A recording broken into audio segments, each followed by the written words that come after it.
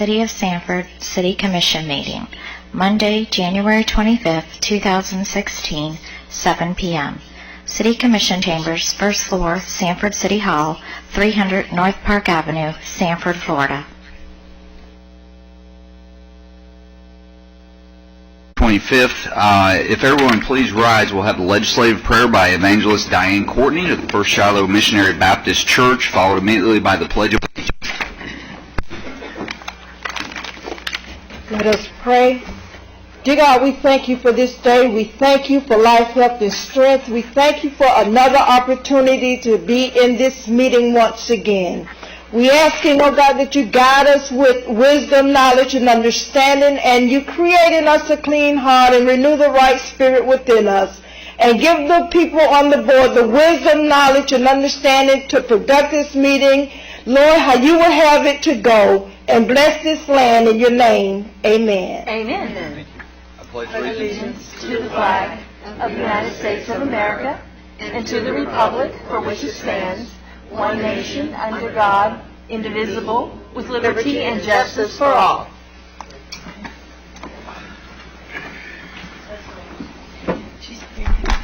Thank you very much. Under organizational matters, I'm going to push the appointment of board and committee members to the first meeting in February. So we'll pull that item. That'll bring us to the presentations. We have proclamation declaring Monday, February 8th as Arbor Day. So, Elizabeth, are you? Come on down. And Lisa, would you like to come with her?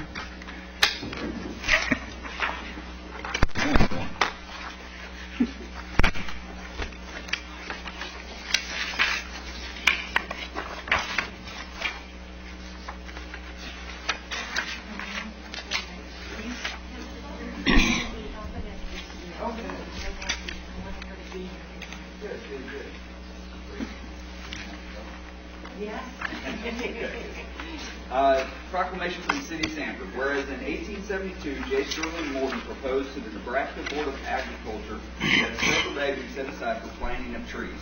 Whereas the holiday called Arbor Day was first observed with the planting of more than 1 million trees in Nebraska. Whereas trees can reduce the erosion of our precious topsoil by wind and water, cut heating and cooling costs, moderate the temperature, clean the air, produce oxygen, and provide habitat for wildlife. Whereas trees are a renewable resource, giving us paper, wood for our homes, fuel for our fires, and countless other wood products. Whereas trees in our cities increase the property values, enhance the economic vitality of business areas, and beautify our communities. Whereas trees are a source of joy and spiritual renewal. Whereas Sanford has been recognized as a Tree City USA by the National Arbor Day Foundation and desires to continue its tree planting ways. Therefore, I, Jeff Triplett, in virtue of the authority vested in me as Mayor of the City of Sanford, Florida, do hereby officially proclaim Monday, February 8th as Arbor Day in the City of Sanford, Florida, and urge all citizens to support efforts to care for our trees and woodlands, to support the city's community forestry program, and to plant trees to gladden the hearts and promote the well-being of present and future generations. There you go. Thank you very much. You guys can... To invite the public. It's February 8th at the Westside Community Center this year at 3 p.m. And the Mayor's Youth Council, this is Amelia Green, he's representing them tonight. They're going to be there and helping us this year. We're going to be planting 3 different types of fruit trees to enhance. They've already got raised bed boxes and rose bed boxes, so this is just to enhance what they've already got going over there. Love for you to come. Thank you very much. And what time is it? At 3 o'clock. At 3 o'clock. Yeah. Okay. Very nice.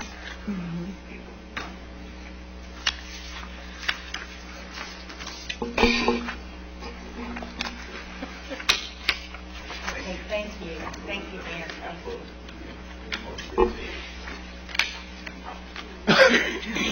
Somebody's on the soap opera. One of those guys.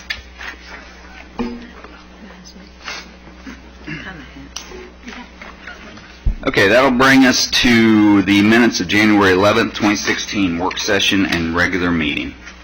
Move to approve the minutes. Second. The motion, second, any further discussion? Seeing none, all in favor signify by saying aye. Aye. Opposed? Approved unanimously. This brings us to the consent agenda. Item C is being removed for the February meeting, so we will look for A, B, and then D through G to be approved unless something needs to be pulled. I move to approve the consent agenda. Second. Got a motion and a second. Any further discussion? Seeing none, all those in favor say aye. Aye. Opposed? Approved unanimously. This brings us to the public hearings. Item 8A, the second reading of ordinance 4362. Mr. Colbert. Thank you, Mayor. This ordinance is entitled an ordinance of the City of Sanford, Florida, annexing by voluntary petition certain real property, tax parcel identifications number 12030, 506 0000 830, 12030 506 0000 840, 12030 506 0000 850, addressed as 2618 Sanford Avenue.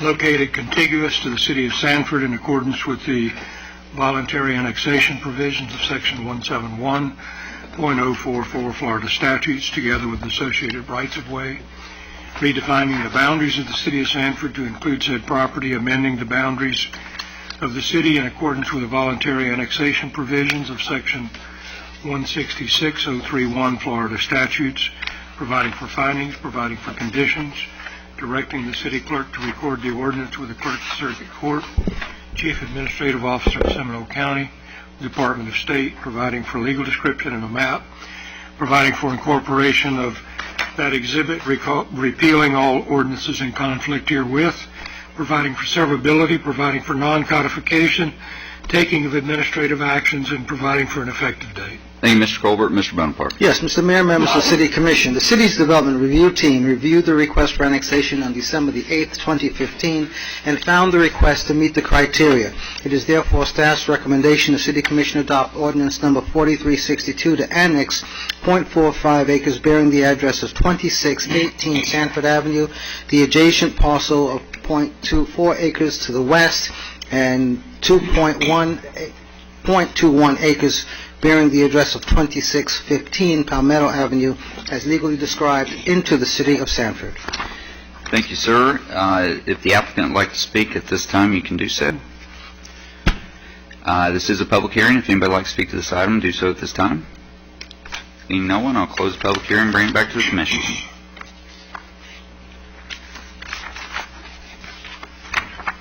Isn't that odd, Mary?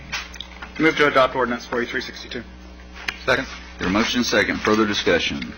Seeing none, all those in favor say aye. Aye. Opposed? Approved unanimously. Item B, the first reading of ordinance 4363. Mr. Colbert. This ordinance is entitled an ordinance of the City of Sanford, Florida, amending the land development regulations, land development code of the City of Sanford, Florida, by substantially revising and amending Schedule J relating to landscape, buffer, and tree requirements and related matters, as well as Section 6273 of the Code of Ordinances of the City of Sanford relating to matters pertaining to the defacement of trees and protection of public property and public safety, providing for legislative purpose and intent and scope, providing for regulation of trees and related matters, providing for exemptions and exceptions, providing for permitting, standards, processes, procedures, duties, special assessments, and liens, providing for implementing administrative actions, such as the adoption of rules, providing for a savings provision, providing for enforcement, penalties and remedies, providing for severability, providing for conflicts, providing for codification, matters relating thereto, providing for an effective date. Thank you, sir. Mr. Bonaparte. Yes, Mr. Mayor, members of the City Commission. On January the 7th, 2016, the City's Planning and Zoning Commission recommended that the City Commission approve the proposed amendments to Schedule J. It is the staff's recommendation as well that the City Commission approve the first reading of ordinance number 4363 for the proposed amendments to Schedule J. Thank you, sir. This is a public hearing. If anybody would like to speak to this item, seeing no one, I'll close the public hearing and bring it back to the commission.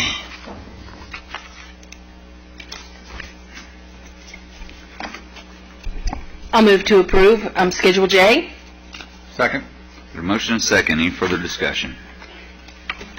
Seeing none, all those in favor signify by saying aye. Aye. Opposed? Approved unanimously. Item C, the first reading to approve ordinance 4364. Mr. Colbert. This ordinance is entitled an ordinance of the City Commission, City of Sanford, Florida, establishing the Schedule G, providing for architectural design standards, providing for associated revisions and amendments to the provisions of Article 3 and Schedule F of the City of Sanford Code Land Development Regulations, relating to lighting regulations and other matters pertaining to the implementation of agricultural standards, architectural standards, providing for a savings provision, providing for conflicts, providing for severability, providing for codification and correction of scrivener's errors, providing for an effective date. Thank you, Mr. Colbert. Mr. Bonaparte. Yes, on January 7th, 2016, the city's Planning and Zoning Commission recommended that the City Commission adopt an ordinance for the proposed creation of Section G. It is the staff's recommendation that the City Commission approve the first reading of ordinance number 4364 for the proposed creation of Schedule G, architectural design standards and associated modifications to Article 3 and Schedule F of the Sanford Land Development Regulations as recommended by the Planning and Zoning Commission. Thank you, Mr. Bonaparte. This is a public hearing. If anybody would like to speak to this item. Seeing none, I'll bring it back to the Commission for discussion or action. I'll move to approve Schedule G, architectural design standards and associated modifications to Article 3 and Schedule F. Second. There's a motion and a second. Any further discussion? Seeing none, all those in favor say aye. Aye. Opposed? Approved unanimously. That'll bring us to item D, the first reading of ordinance 4365. Mr. Colbert. This ordinance is entitled an ordinance of the City of Sanford, Florida, annexing by voluntary petition certain real property, tax parcel identifications number 3319, 31, 300, 1200, addressed at 2320 Beardall Avenue, located contiguous to the City of Sanford, in accordance with the voluntary annexation provisions of Section 171.044 Florida statutes, together with associated rights-of-way, redefining the boundaries of the City of Sanford to include said property, amending the boundaries of the city in accordance with the voluntary annexation provisions of Section 166.031 Florida statutes, providing for findings, providing for conditions, directing the city clerk to record the ordinance with the clerk of the circuit court, chief administrative office of Seminole County with the Department of State, providing for a legal description and a map, providing for incorporation of that exhibit, repealing all ordinances in conflict herewith, providing for severability, providing for non-codification, taking administrative actions, providing for an effective date. Thank you, sir. Mr. Bonaparte. Yes, Mr. Mayor, members of the City Commission, the city's development review team reviewed the request for annexation on January 5th, 2016, and found the request to meet the criteria set forth in Florida statutes. The boundaries are contiguous to the city's boundaries and are reasonably compact. Therefore, the city staff recommends that the City Commission approve the first reading of ordinance number 4365 to annex 2.14 acres bearing the address of 2320 Beardall Avenue as legally described into the City of Sanford. Thank you, sir. Is Mr. Hertel or anyone from Flat D like to speak to this item? I have to. I'm a member with McKee Construction on this here in case we have any questions. Okay. Thank you very much. This is a public hearing. If anybody would like to, I was just trying to save time. If anybody would like to speak to this item, Come up and answer questions. Oh, gosh. Please come forward now. Public hearing. First one. Seeing no public, I'll bring it to the Commission for discussion, questions, or decision. Move to approve first reading of ordinance number 4365. Second. Got a motion and a second. Any further discussion? Mr. Colbert says that in the synopsis that it's a Missouri limited liability company, is not registered to conduct business in the state of Florida. That any bearing on? It doesn't adversely affect the ability to annex property. Okay, thank you very much. Motion and second. Any further discussion? Seeing none, all is fair, signify by saying aye. Aye. Opposed? Approved unanimously. Thank you. That'll bring us to the first reading of ordinance 4366. Mr. Colbert. You're welcome to stay around if you'd like. He's got it.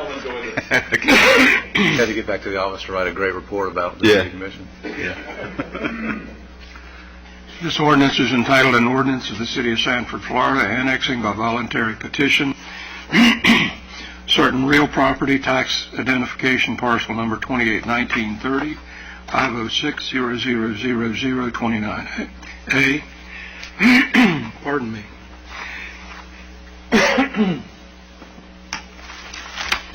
Addressed as 1199 Upsail Road, located contiguous to the City of Sanford in accordance with the voluntary annexation provisions of Section 171.044 Florida statutes, together with associated rights-of-way, redefining the boundaries of the City of Sanford to include said property, amending the boundaries of the city in accordance with the voluntary annexation provisions of Section 166.031 Florida statutes, providing for findings, providing for conditions, directing the city clerk to record the ordinance with the clerk of circuit court, Chief Administrative Officer of Seminole County with the Department of State, providing for a legal description and a map, providing for the incorporation of that exhibit, repealing all ordinances in conflict herewith, providing for severability, providing for non-codification, the taking of administrative actions, providing for an effective date.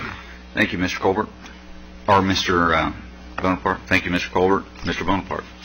Thank you, Mr. Mayor, members of the City Commission. The city's development review team reviewed the request for annexation on January the 5th, 2016, and found the request to meet the criteria set forth in the Florida statutes. It is therefore staff's recommendation that the City Commission approve the first reading of ordinance number 4366 to annex .97 acres bearing the address of 1199 Upsail Road as legally described into the City of Sanford. Thank you, sir. Is anybody from Armstrong Developments or a representative like to speak to this item? You know it is a public hearing. Anybody from the public like to speak to this item? Close the public hearing and bring it back to the commission. Move to approve first reading of ordinance 4366. Second. Motion is second. Further discussion?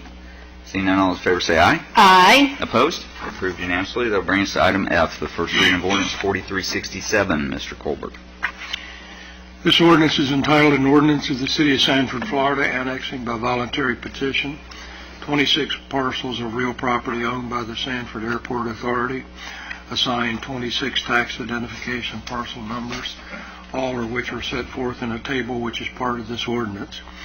Located contiguous to the City of Sanford, located as more specifically detailed in this ordinance, an annexation occurring in accordance with the voluntary annexation provisions of Section 171.044 Florida statutes, with all of said parcels to be annexed together within associated rights-of-ways, redefining the boundaries of the City of Sanford to include said parcels of real property, amending the boundaries of the city in accordance with the voluntary annexation provisions of Section 166.031 Florida statutes, providing for findings, providing conditions, providing city clerk to record the ordinance with the clerk of the circuit court with the Chief Administrative Officer of Seminole County, the Department of State, providing for a legal description and a map, providing for the incorporation of that exhibit, repealing all ordinances in conflict herewith, providing for severability, providing for non-codification, taking of administrative actions, and providing for an effective date.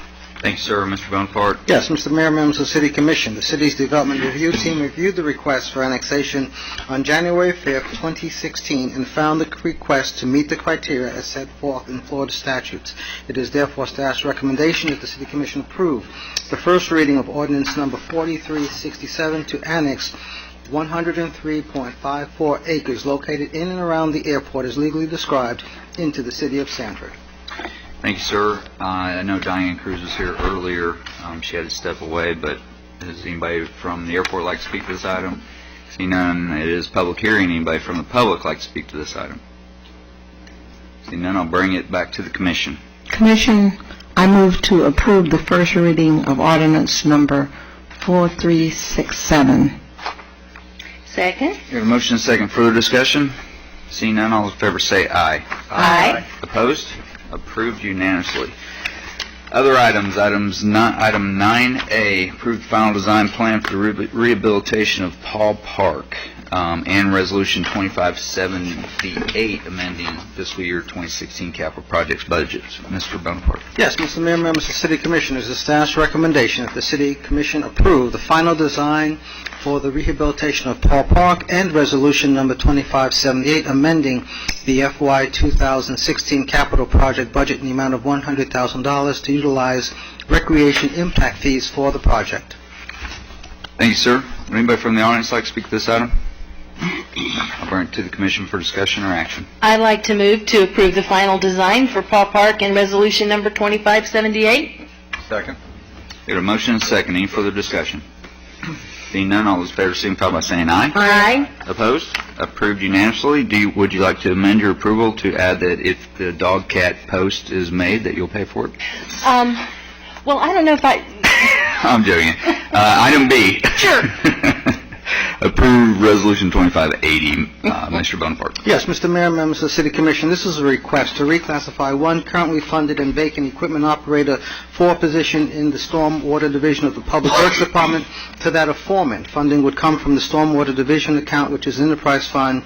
The fiscal impact would be $4,340, and there would be no fiscal impact on the general fund, and it is the staff's recommendation that the City Commission approve Resolution number 2580, amending the classification and pay plan. Thanks, sir. Anybody from the audience like to speak to this item? Seeing none, I'll bring it to the commission for discussion or action. I have a quick question. We're replacing a vacant equipment operator with a foreman. Does that mean we're creating another crew? No, this person, because they have the rank of foreman, will be able to do additional work that this other position could not do. So we think we'll get a better use of the resources. Okay.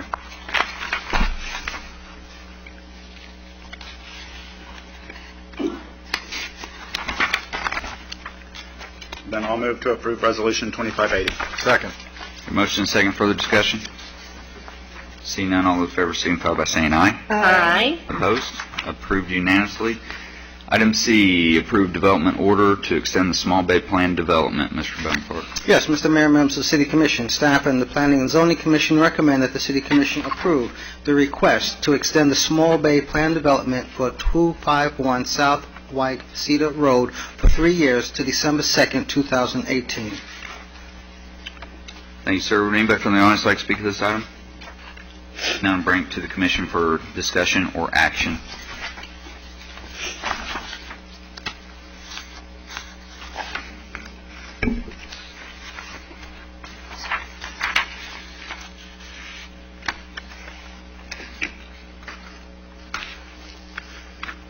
I'll move to approve the development order to extend the Small Bay Plan development.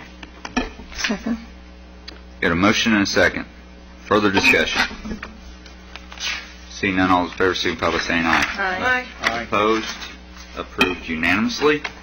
Item D, consider the Sanford Housing Authority's request for the City of Sanford to be a co-applicant for the 2015 Choice Neighborhoods Initiative Grant. Mr. Bonaparte. Yes, Mr. Mayor, members of the Commission, it is the staff's recommendation that the City Commission consider the request of the Sanford Housing Authority for the city to be a co-applicant on the 2015 Choice Neighborhoods Initiative Grant and pledge $250,000 as a cash match.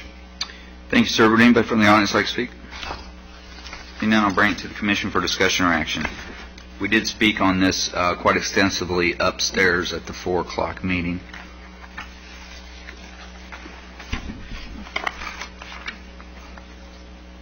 Staff, Commission.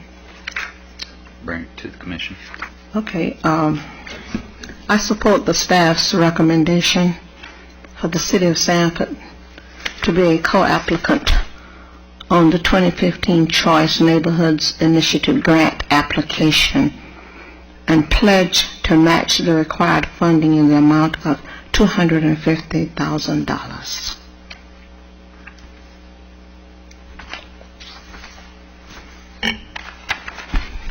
You know what, after all the discussion upstairs, and I see everybody sitting here in silence, I'm going to go ahead and second that for Commissioner Williams. I was very, very, very satisfied with the almost hour and a half long discussion and with EJP Consulting, and this is absolutely not unlike the exact same thing we tried last year, and we've absolutely got to start somewhere. So I will second that. Commissioner Williams? We've got a motion and a second. Further discussion? Seeing none, all those in favor signify by saying aye. Aye. Aye. Opposed? Approved unanimously. That will bring us to item E.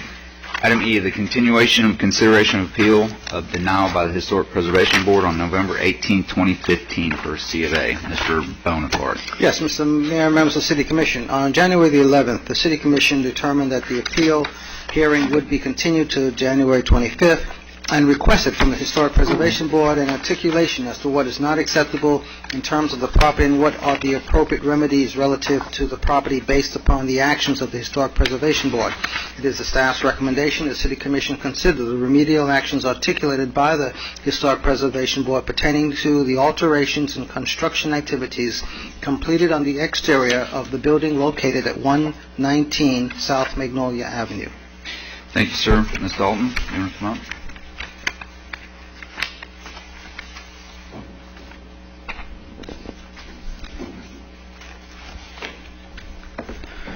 Before she gets started, can I make a comment? Sure. First of all, just for the record, I've met with the applicant twice and toured the property twice. I've had several emails and attended the HPB meeting where they reviewed this item. And I just have to say, I was very impressed with the amount of time and effort and thought that the HPP put into their discussion. I think they took it very seriously in terms of trying to figure things out. I'm concerned. We've got two competing issues here. One, abiding by our S code and abiding by, protecting the historic preservation in the city, balanced by fairness to our property owners. And so, I know this is going to be a very difficult discussion and decision for me and probably for the rest of you. On that, I met with Cindy momentarily and have viewed the building prior to this.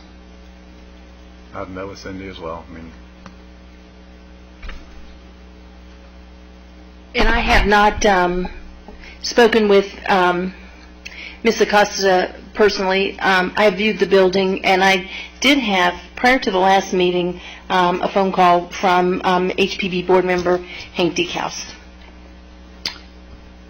Okay. Now that we aired our laundry. I haven't met with her either, but I have toured the exterior of the building. Okay. So the request by the commission at their last meeting was for the Historic Preservation Board to look at the project and see what modifications might be potential for approval if the modifications were to occur. So in your packets, you have some figures labeled figure 2.1, 2.2, and so on, and the corresponding comments from the Historic Preservation Board as far as the recommendations.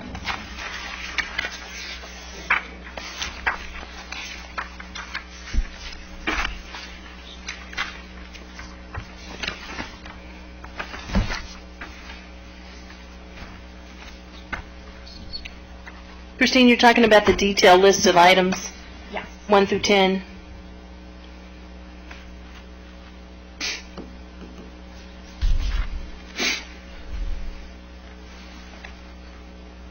How do we do this? Do we go through them one by one, or what? I think we have to.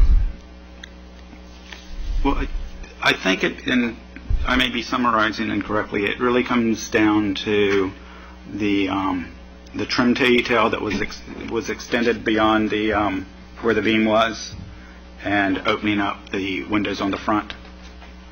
Is that essentially the issues that? Pretty much. Okay. And I will say the board took this item by item, and they looked at each item as though if the improvements had not been done, would the applicant have been approved if they had been applied for ahead of time. So that is the way that they approached it, looking at what Schedule F would allow for. They felt that the west facade, those improvements were not acceptable, basically, and the extension of the trim on the south wall. But all other improvements they were fine with.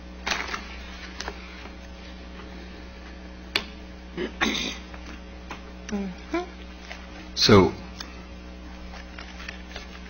So you're saying that if the front windows are reopened or put back into place on the west side, right? Mm-hmm.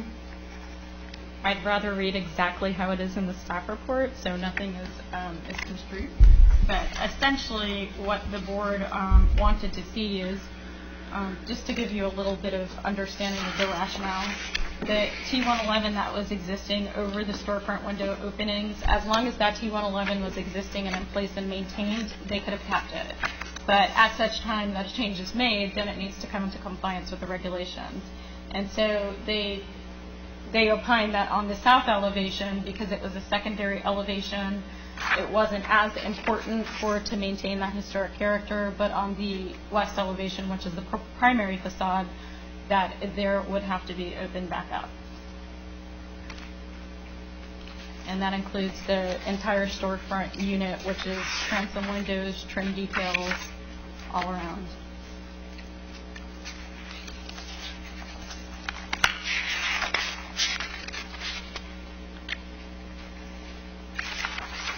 This photo is obviously showing the west elevation. That is the south elevation. Well, the south elevation and part of the west elevation. Right. Here's, But these four, that's what they're talking about.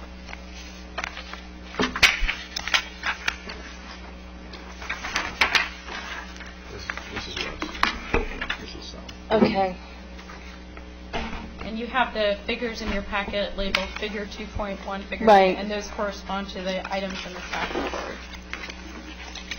Well, I'm confused because when I looked at that very thing you're discussing, Christine, it's showing item number 5. It's the previously covering 1926 storefront windows concealed and or removed, replaced with stucco. What you guys are pointing to me is different from what Figure 5 shows. Figure 5 shows those four. Right, and the opinion from the HPB was that it is acceptable to leave the area shown in figure 2.5 as is. However, the west elevation, the recommendation is to open that up. Okay, so the what I call the 4 left as is, the west elevation needs, okay. And on the west elevation, it's the 2 storefront windows flanking the recessed entry, and there's 2 angled windows in that recessed entry as well. So any area there that was originally covered with the T111.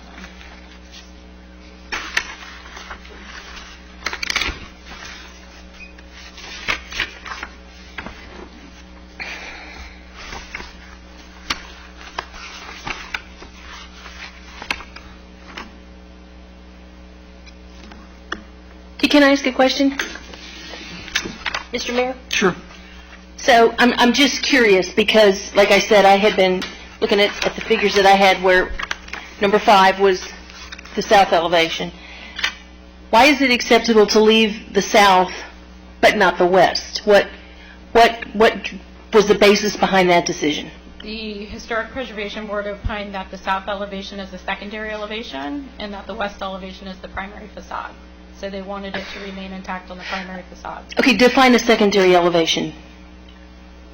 Not the front of the building. Not the front entrance. Not the front of the building, okay. entrance.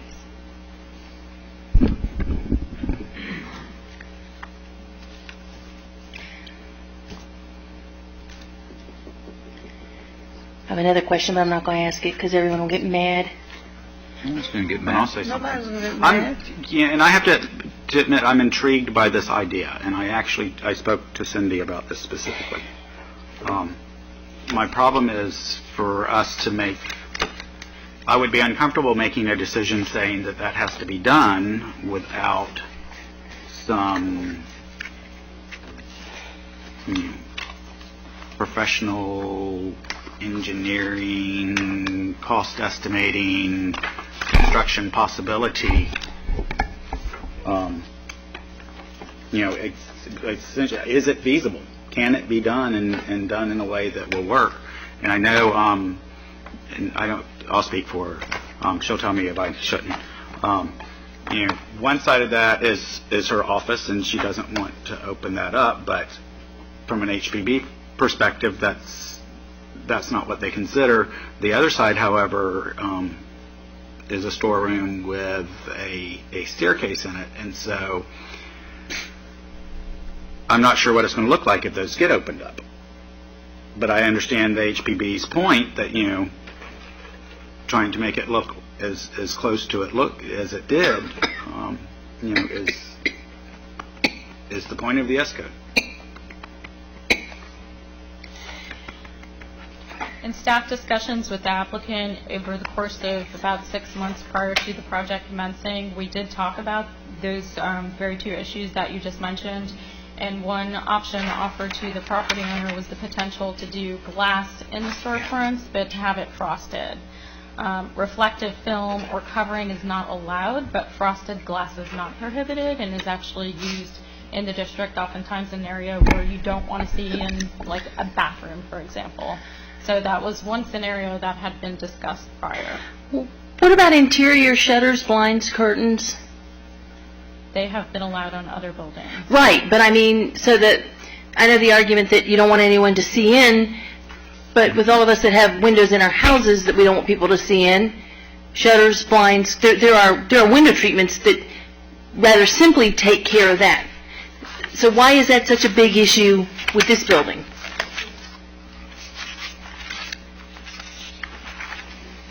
I think that HPB would be fine with that as a treatment option. I mean, they'd have to apply for it, but it's an issue because the... No, Christine, I'm talking about interior. If you have a window that you can see through, don't you just, isn't that taken care of by inside interior? You're saying she doesn't want anyone to look through the window, Christine, right? I'm saying whatever happened to curtains, shutters, blinds. That was not an option that the property owner wanted to explore. That was something that on the was inside. Discussed, correct. Well, we have actually done that. We had an application for another project in a commercial district where HPB did approve the use of drapes, and that was for West End. So we've already had this on other projects. you're telling me the HPB gets to approve what's done on the inside is... The covering of storefront windows and Schedule S is not allowed, and so because there was a gray area in the code, we did put that before them. But the vinyl, reflective film, all of that is expressly prohibited, but since the other items were a gray area, we did put it before HPB to get their opinion. So they have already set the precedence with that. So at that point, it would just be a staff level approval. Okay.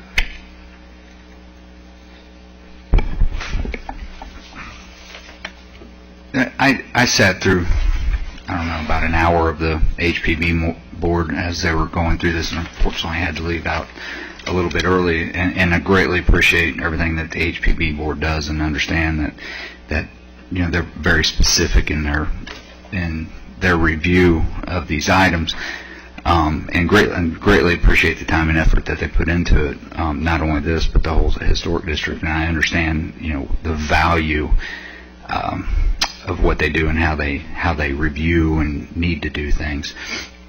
Couple of items that I have, obviously, for it to get this far, there were some miscommunications to the applicant or between staff and the applicant, and how this how it got to this point to be in front of us. But I found a comment that was intriguing. Maybe you can expand on it, Christine. Is you had made the comment when I was sitting there that, and I'm not putting words into your mouth, I just overheard it, and I typed it into my notes. You said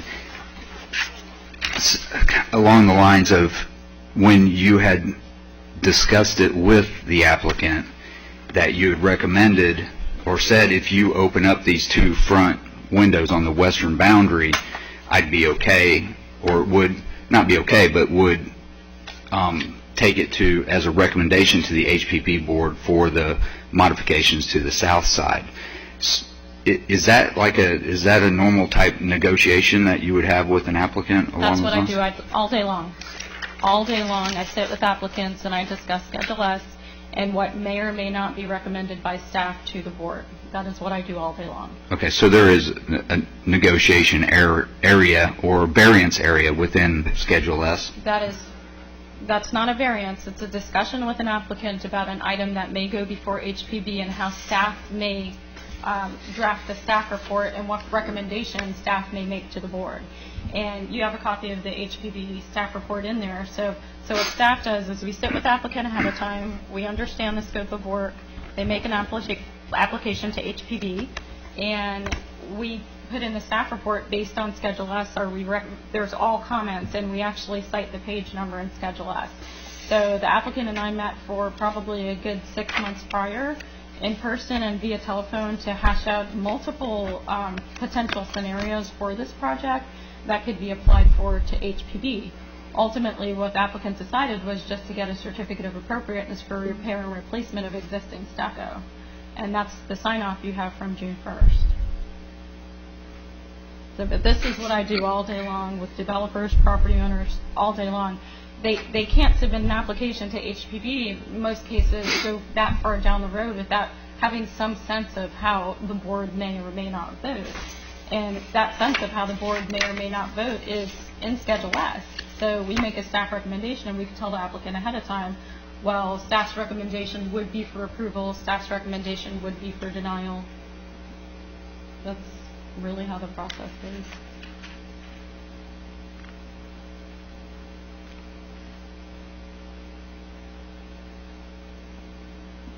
Mayor, I'm concerned with this, and you made this miscommunication and maybe some misdirection at times, with multiple people providing direction to the property owner of what to do or not do, and then those items are done or not done, and then come to find out the HPB doesn't like it or didn't, won't approve it, but yet she's been getting some direction from staff on it. So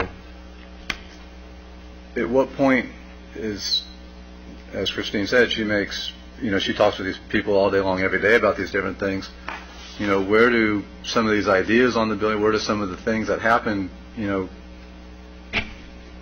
come from? Who's suggesting them, who's doing them, and then ultimately what's the end? If the end result is, well, the HPB doesn't approve the certificate of appropriateness, well, now what? Well, now you've got a building owner who's done work based on a suggestion or an allowance in a conversation to turn around and find out that, oh, well, you shouldn't have done that. You weren't on the commission.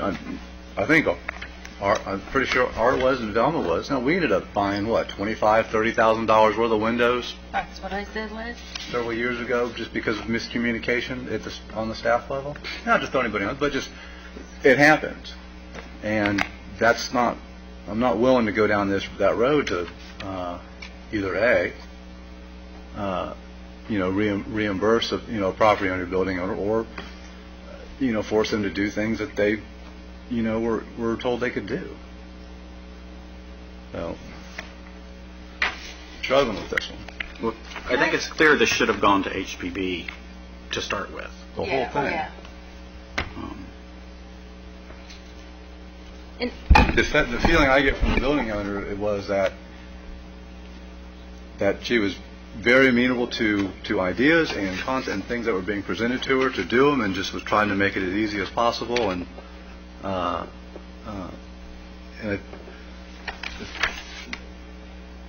think maybe on some of these buildings, maybe the internal controls are there needs to be more information required on the front end to do some of these things, and not just kind of piecemeal along the way and talking applicant or a building owner through them as it goes, because ultimately when you get to the HPB, they've got to look at the S codes. And they may or may not know what exactly has been transpiring all along. That's my concern in the thing. What I'm the most uncomfortable with for this whole thing is that it sort of turned into a he said, she said, and there's no real proof of and no way to I think sort out who said what to who when. And so, the one thing and as I said, I think that the dance studio is an awesome thing, and I think the world of what they're doing. But I also, feel like staff is getting slammed, to some degree for things that we don't really even know for sure happened. And if I may just add a little bit of clarification to your discussion, the comment by Commissioner Jones about the windows several years ago, that was 13 or 14 years ago. And controls were put in place after that Brady as far was as mayor. our permit system and all of that. And so that was quite some time ago, and there was a learning curve from that. And what you have before you is actually not a lack of obtaining a certificate of appropriateness. The applicant did obtain one. It's a scope of work that had exceeded the approval that was listed on the C of A. And the C of A that was approved was administratively approved because staff is authorized to approve repair work. And so you can see it's the scope of work listed by the property owner is for repair replacement. If the scope of work had stated repair replacement and additional with new stucco in areas that had never been stuccoed before, that would have automatically gone before HPD.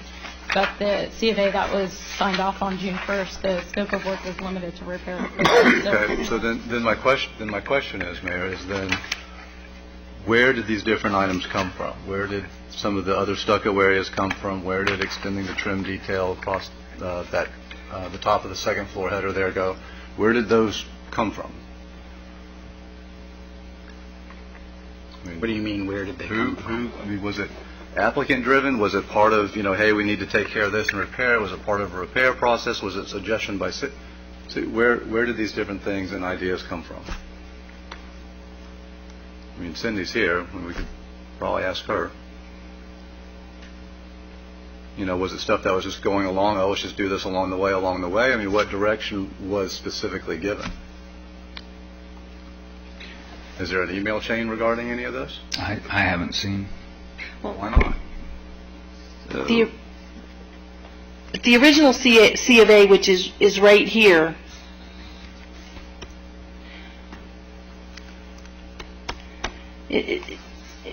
right here, remove all existing stucco, replace stucco, et cetera, et cetera, et cetera.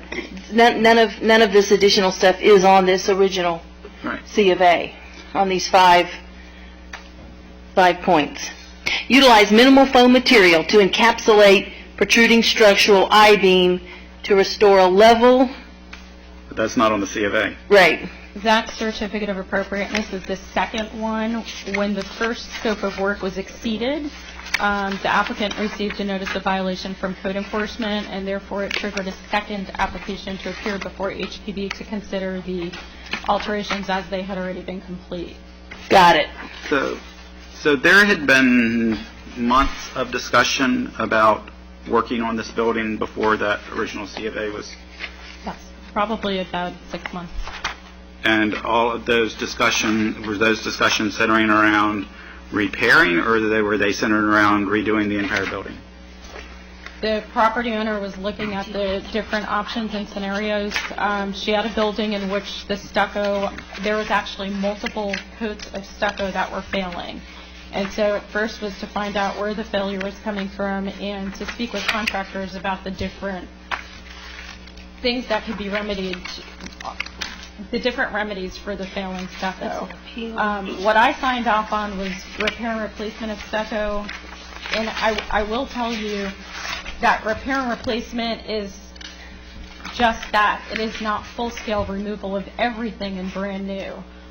It was presented as similar to a project that had happened on First and Park, and what they did is where the stucco had been coming off the building, they secured that failing stucco back to the building, filled the seams with fiber mesh tape, and stuccoed over it.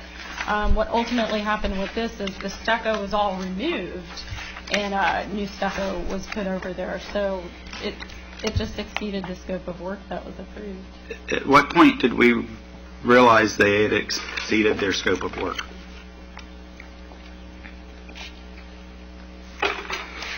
Well, I proactively went and attempted to have a discussion with the property owner when we saw stacks and stacks of foam on the scaffolding, and that was brought to my attention by two historic preservation board members And I approached the property owner and asked about the foam because foam is prohibited in the historic districts.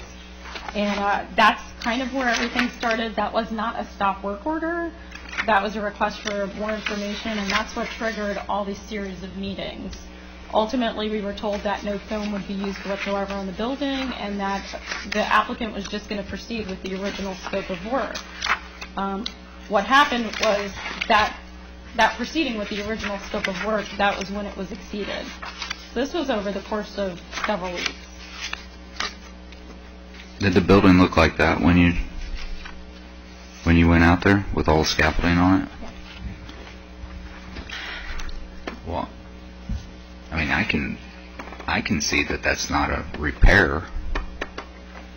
I mean, it's already off. Right, at that point, that's what I'm saying. That was off, and there was ethos on the scaffolding, and all of that did not match what we had originally discussed and approved. Okay, but at that point, was the stucco off at that point? In parts.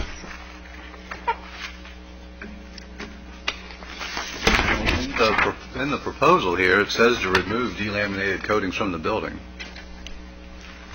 Which proposal are you looking at? Because the June 1st is the original C of A. The second C of A that you're looking at is an after-the-fact submittal. No, I'm looking at the June 1st one. That's the proposal. Which is the exact same one that went in front of the CRA. See, staff did not see a copy of what went before the CRA. Were you at the CRA meeting? I was, and I was asked if her scope of work was approved, and the scope of work was to stucco the building, to repair and replace stucco. If you've got stucco falling off the building, and as bad as that building was in, I mean, there's still places you can go in the third story and see outside through the concrete block, through the block. So if it's in that bad and you've got stucco falling, as I understand, stucco chunks falling off the building, yeah, the repair area clearly broadens. I mean, that's just the nature of, I mean, you've been doing it long enough, that's the nature of construction. Once you open a Pandora's box and a big can of worms on these old buildings, you never know I mean, it just keeps going and going and going. The scope of work in front of you that was presented to the CRA was not something that I viewed. And I understand not all CRA members viewed that either because it was a last-minute proposal. When I sat in that CRA meeting, I was asked, did the applicant obtain a C of A for the repair work? And the applicant had obtained a C of A for the repair work. I'm confused at this point. I need to jump in and get some clarification.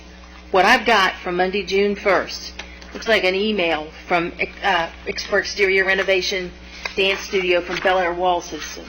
I did not see that at all. It's not okay, that's what I've got. I don't have the first C of A in my packet. The only C of A I have is the second one. I feel like we need the first C of A in this packet because right here, looking at what we have from Bel Air Wall Systems, It's further back. Yeah, I read the whole thing, Art, and I don't have the second one. The first part of your packet is the applicant's appeal and the information submitted by the applicant. The second part of your packet is the staff submittal, which includes the certificate of appropriateness issued on June 1st. It's right before the paint. It's right before the paint colors. I read the whole thing. Okay.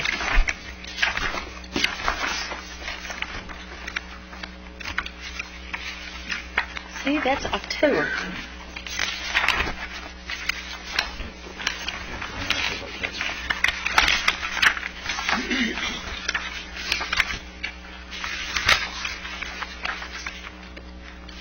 Norton, while they're looking through this stuff, one suggestion I would like to make, since CRA grants are public money, that any grant by the CRA that involves the historic structure has to go before the HPV, regardless of what the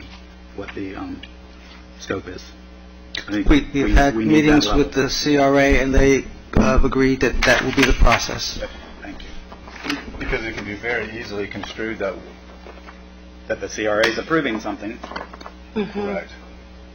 And it's not that one's right, you got two ships passing in the night now.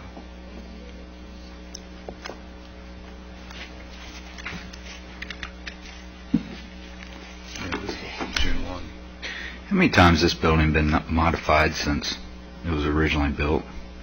Well, you've got 4 pictures or something along those lines? Different years? It was constructed in 1910, and by 1926, it was significantly modified from the original. That's what it originally appeared. It was a rusticated block with arched openings on the west elevation. And by 1926, it had been converted from the Opera House into a hardware store.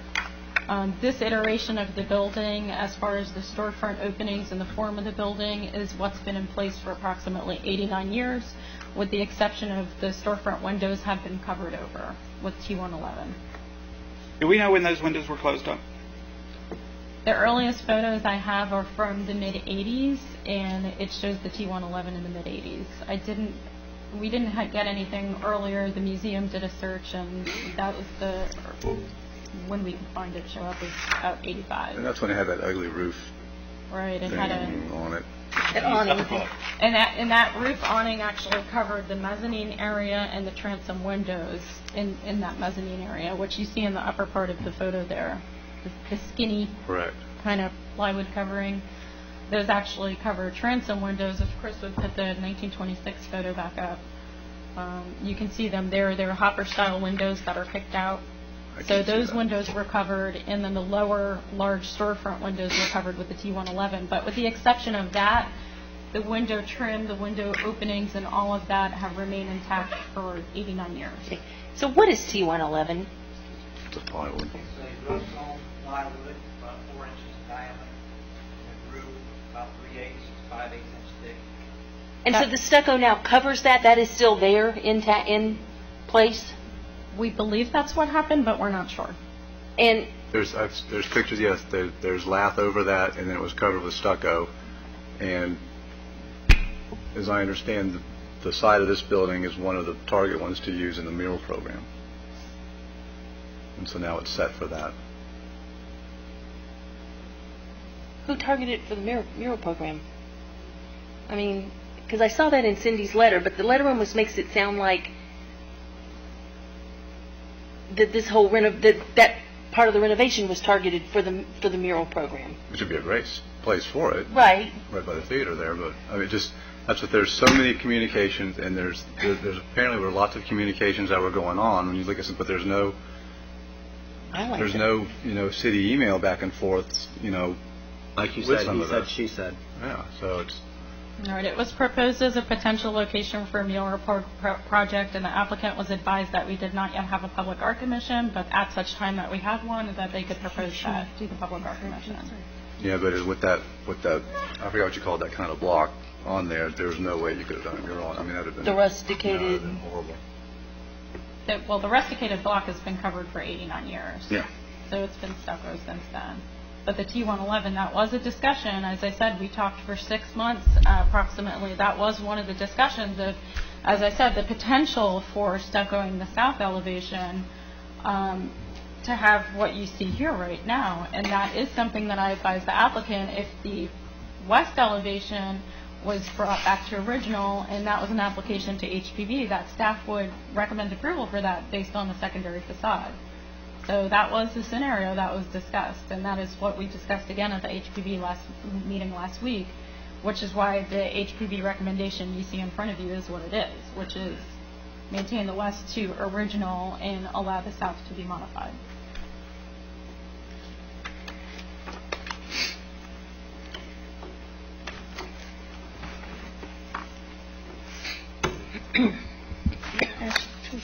Go right ahead, Commissioner Williams. I would just like to ask, when a citizen goes in, to request permission, as Miss Cindy did, is she given? She goes to the building department, right? When she wants a permit, she goes to the building department of the city, right? Correct, and No, just answer. She goes to the building department, right? only if a building permit is required.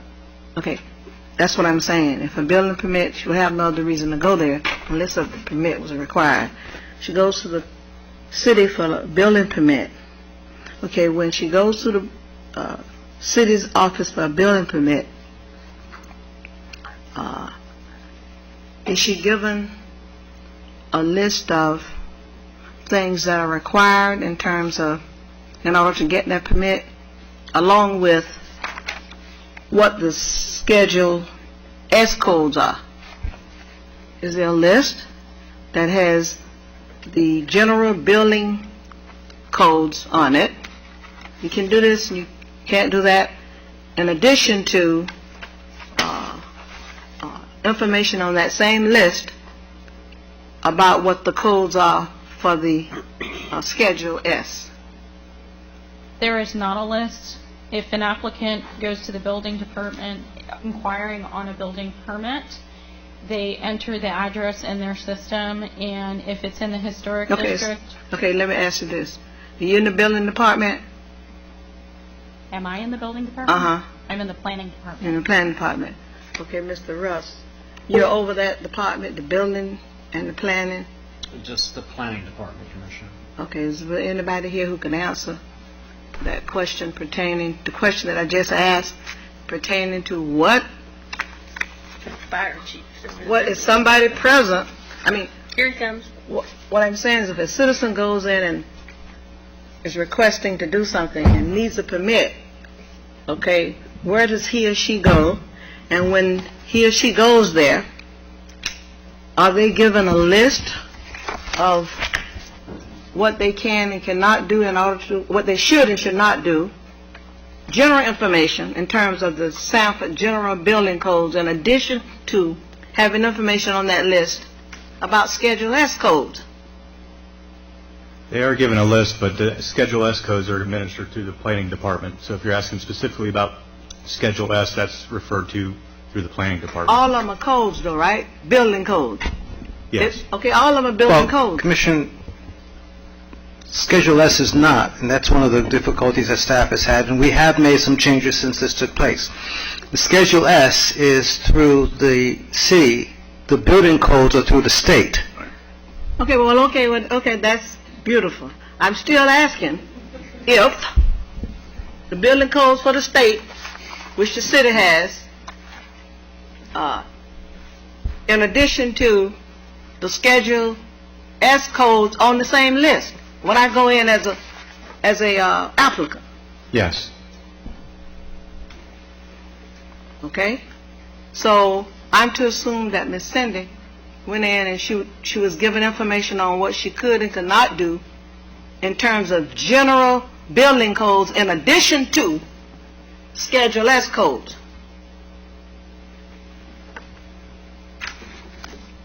Correct. The original certificate of appropriateness application did not require a building permit because it was only for repair replacement of stucco that was existing. And so if it's existing and in place and being repaired, a building permit is not required. The building permit was required once the scope of work had been exceeded. So then the building permit was approved. So the building permit was approved. Was the building permit approved that she did get? A building permit was issued But it was in only accordance for- with okay. the requirements of state building code requirements. And all inspections passed. That is my understanding. All inspections passed. That is my But understanding. it became a problem when somebody observed that something else was being done that falls under the preview of the Schedule S. Schedule S. Is that what Yes. I'm understanding? Correct.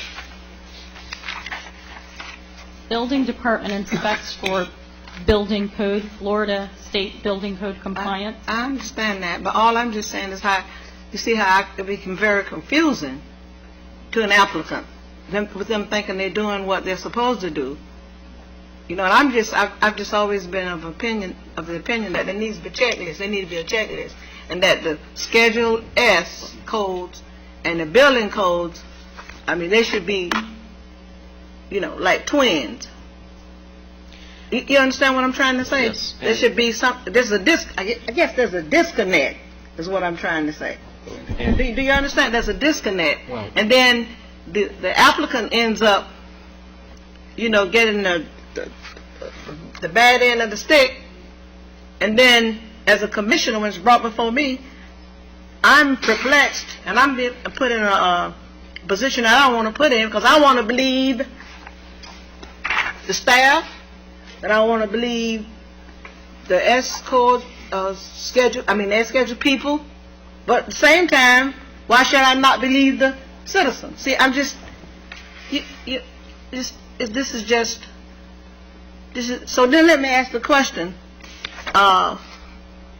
when it's a he say, she say, I mean, what am I obligated to do, commissioners? When it's a he say, she say, and nothing is in, no emails, nothing is in writing. Do you understand what I'm saying? But she signed the certificate of appropriateness on June the 1st. Okay. So obviously, besides dealing with the building department, she had been advised through her meetings with Ms. Dalton. There's no, what I'm trying to say. This would be proof. The C of A would be proof June 1st. Okay. Well, where does the he say, she say come in? Because you mainly said, so he say, she say. So if, all I'm saying is, if there is no email, there's no correspondence, who do I believe? And what am I obligated, how am I obligated to think?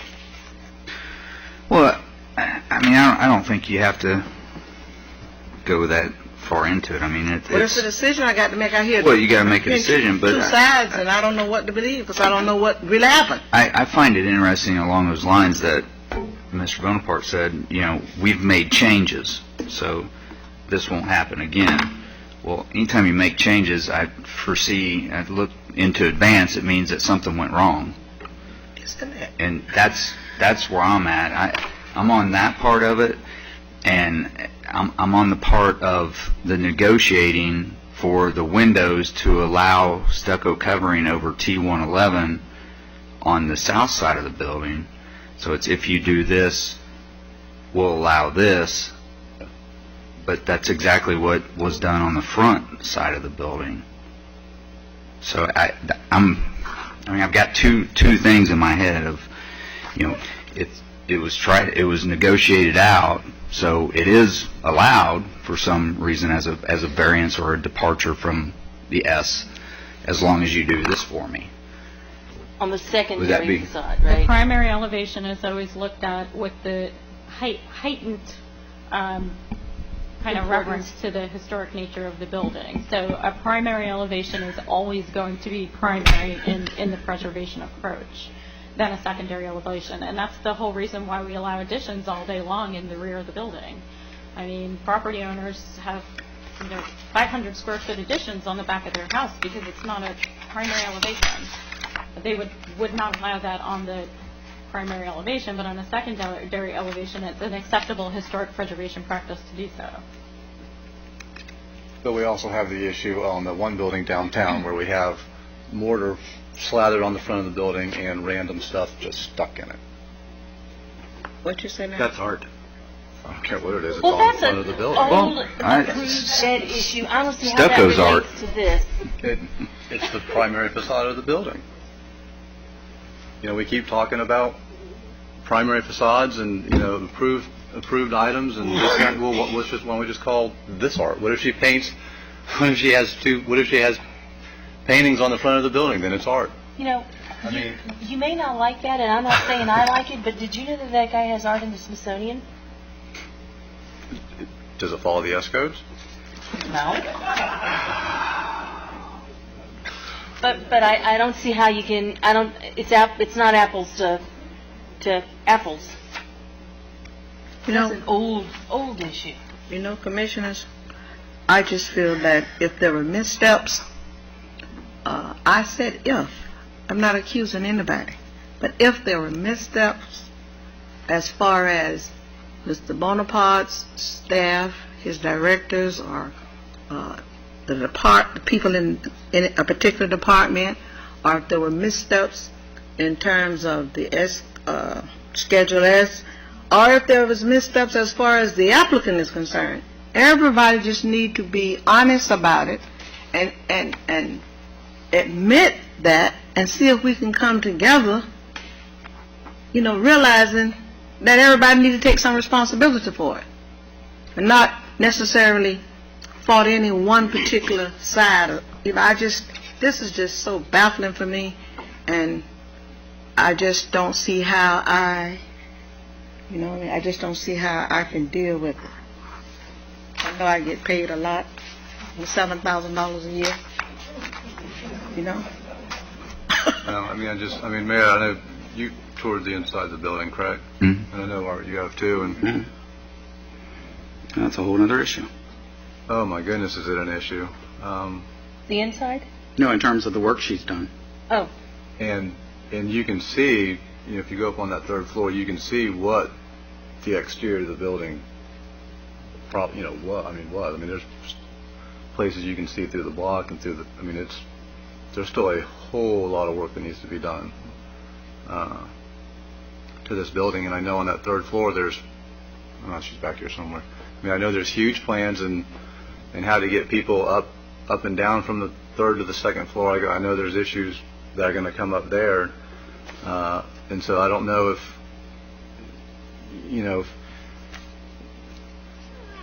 Cindy, we talked about that over on that one side, for an elevator to go in, there's not, that may be coming out anyways, correct? Yes. Part of that may need to be, need to be dealt with when you get to the third floor. Yes, sir. There is a 4,000 square foot ballroom on the third story that has not been renovated yet. That's a future plan for the third story of our building. It was recommended by the building department years ago when we first acquired the building that front corner. Oh, Cindy, can you come forward? Yes, sir.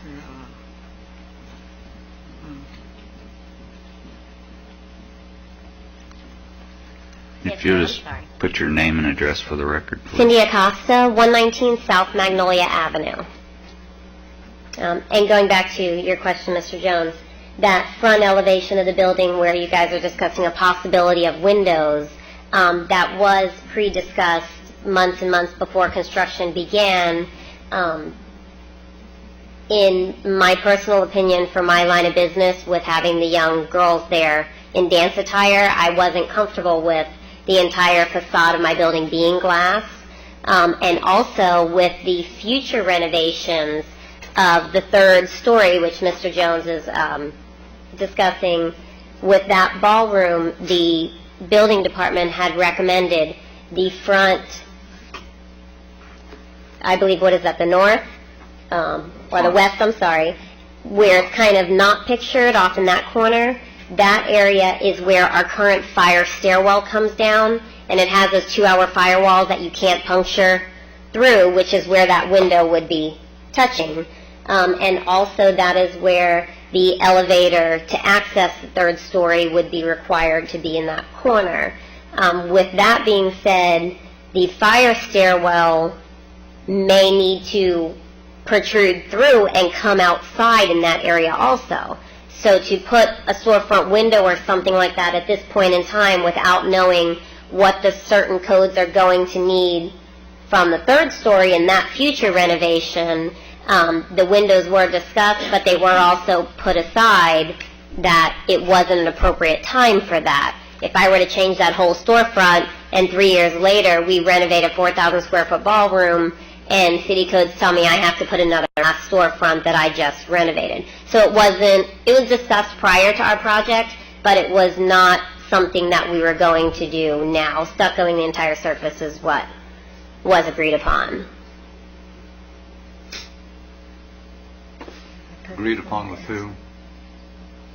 The city staff that we were sent to when you first want to do any type of renovations or whatnot. But unfortunately, that's not in writing, right?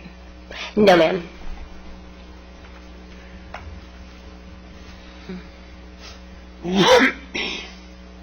So there is then the possibility of really the majority of that front changing just due to how the stairwell and the elevator happens. That all is going to be up to, the codes and the requirements at that time, and Clearly, HPB agreed to you. could very well change. Yeah, yeah. Yes, sir. We've tried exterior stairwells and elevators before. Yes, sir, because we will need multiple fire stairwells from that third story And right now on the interior of that wall is your 2-hour firewall, fire stairwell, all that stuff that can't be punctured through or touched at the moment is right on the interior of that left wall. That's what's right behind that wall. And it very well may get adjusted when we do the 3rd floor ballroom. And you're saying those conversations took place even prior to the June 1st C of A? Yes, ma'am. I began discussing the possibilities back as far as January 1st of that year. But you have that discussion in email form, correct? I do not. Emails regarding that? I do not have all of them, no. Most of it was either text or visiting office in person and discussing. I do have a little bit of correspondence summarizing the end of what I just explained about the future renovations. I do have some of that. I was sent an email in regards to areas that were preferred to be open to glass, and I replied to those. So I do have some email correspondence stating that the windows were discussed and it was agreed upon that it was not smart at this time to do it, since there would be a future renovation that could possibly open that area up then and would alter it. Yeah, because I thought it was interesting when I was looking through everything. I was trying to look at that one photo where it's all brick, and it's so hard to see. But there's clearly on the far side, one of those arched openings, there's a stairwell in it. And I thought that was... In the original 1910, yes, right. sir. When we acquired the building, no, none of it was like that, unfortunately. What year did you acquire it? Do you remember? It has been 7.5 years. So, That's 2000, yeah. May I ask a question? Yes, ma'am.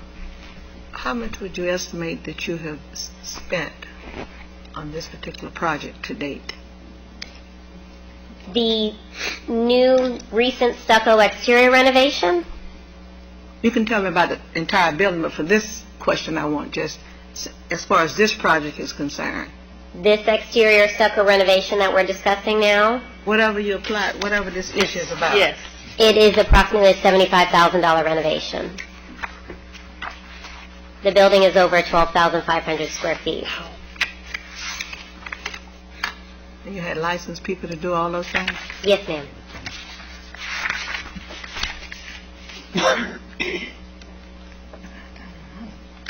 Has the contractor done work in the downtown here before and on other historic buildings? Yes, sir. What did you ask her? If the contractor had done work downtown and on other historic buildings downtown? Yes, sir, and Out he of curiosity. continues to do so.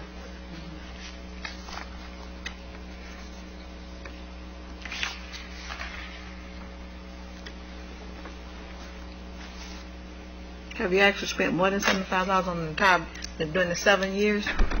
Yes, ma'am.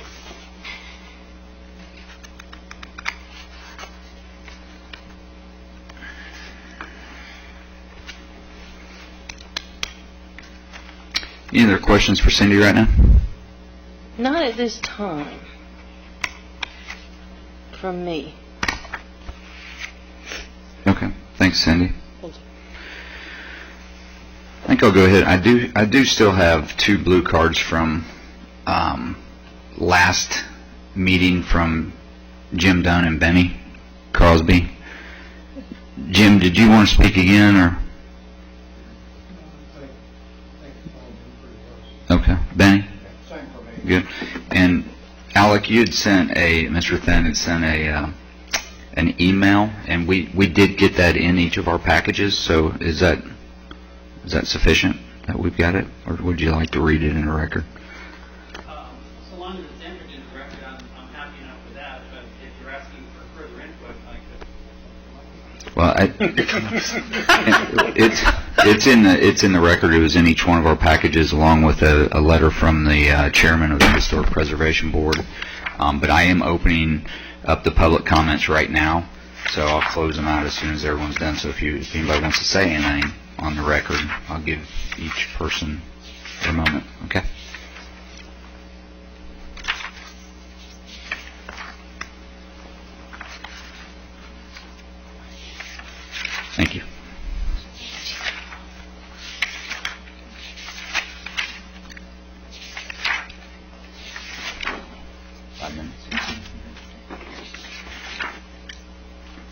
and keep here forever. She's not some fly-by-night slumlord looking to make a quick buck.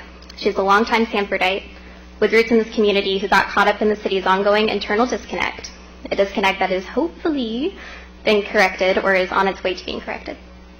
Yes, certain actions were taken that were not in accordance with the S codes, and it really is a shame the way this all happened. However, it would be more of a shame to damage the relationship with such a dedicated business owner over what is, at the end of the day, the misplacement of some styrofoam and other misunderstandings.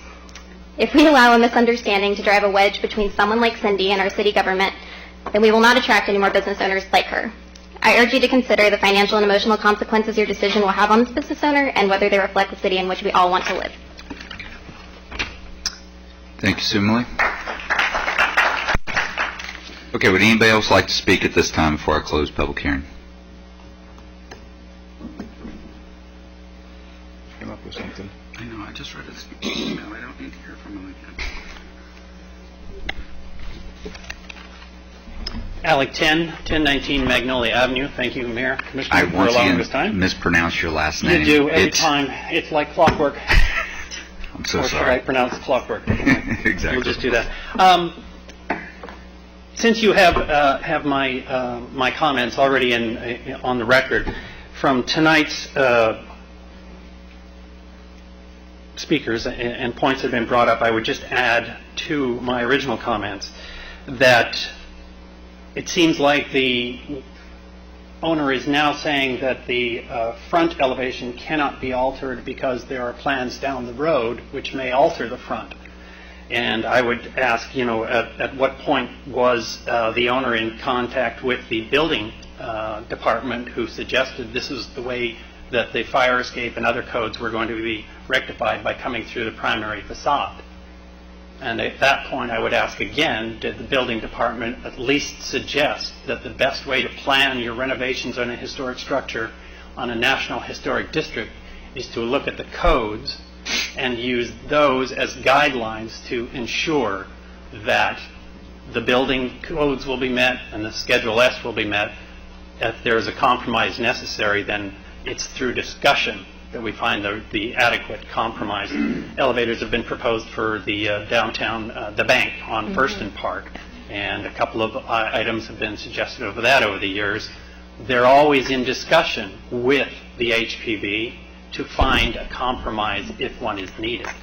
So I would suggest that what has been proposed by the the Historic Preservation Board is actually a compromise. You guys are tasked with figuring out who said what when. That's not the HPB's bailiwick. They can't do that. So they can only make recommendations which would, again, further enhance the preservation, the codes, which this community embraces wholeheartedly. So I would suggest that one considers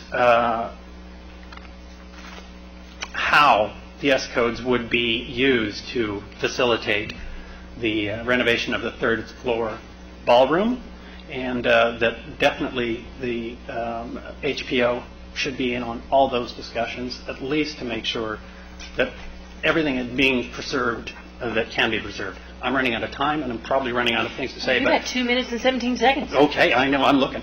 14. This building has, of course, gone through a number of iterations. So it's hard to decide what we should take it back to, but what we have done is we've taken it a step forward again. It never looked like that in any of its iterations. So the HPV is deciding that they're willing to compromise, but we want to get some preservation put in place, or at least some action taking that would at least give a nod to preservation for this old building. And of course we can do nothing but thank Cindy for buying the building and undertaking this project, so I don't necessarily fault her for doing the wrong project. I also believe that it's a lot of he said, she said, and bad communications, which, to the city manager's credit, he did have a special meeting to, again, correct the flow of information from building department to HPB and to CRA. For a building owner to come before any branch of the City of Sanford, and those are all three branches, a CRA, Building Department. As far as they're concerned, that's the City of Sanford. So, communication between those departments, and honestly, come up with something for the front of the building if necessary, and not if necessary, if at all possible. And cost is a consideration. But a lot of other things got missed too for consideration, and I would have to say that somewhere between the owner, the contractor, and the staff, things fell through the cracks. And so we now have iteration number 27 for this building. So preservation has not been achieved here. Thank you. Thank you. Thank you, Alec. 10. Mr. Mayor, I'm just gonna, we're just kind of in the discussion phase, not near voting yet. And just for the sake of discussing all of the options, I want to throw something out that it might be very unpopular, but, I won't sleep good unless I at least ask the question. Could I? Mm-hmm. Okay. I completely understand and appreciate any building owner that's put $75,000 into, at a minimum, to the building. I also have come to really believe that, not intentionally, not by anybody's fault, there has been some miscommunication between the major principals. And like I said, I'm not faulting anybody. I think City of Sanford has absolutely fantastic staff. I think they have the best of intentions. I think Mrs. Cindy Acosta has always had the best of intentions, and the building does look beautiful. This is going to make some people mad, so if you won't boo, I'd appreciate it, because I've been having a rough time at home. Is it possible... People booing you at home? Well, just stuff going on, I'm just fragile here.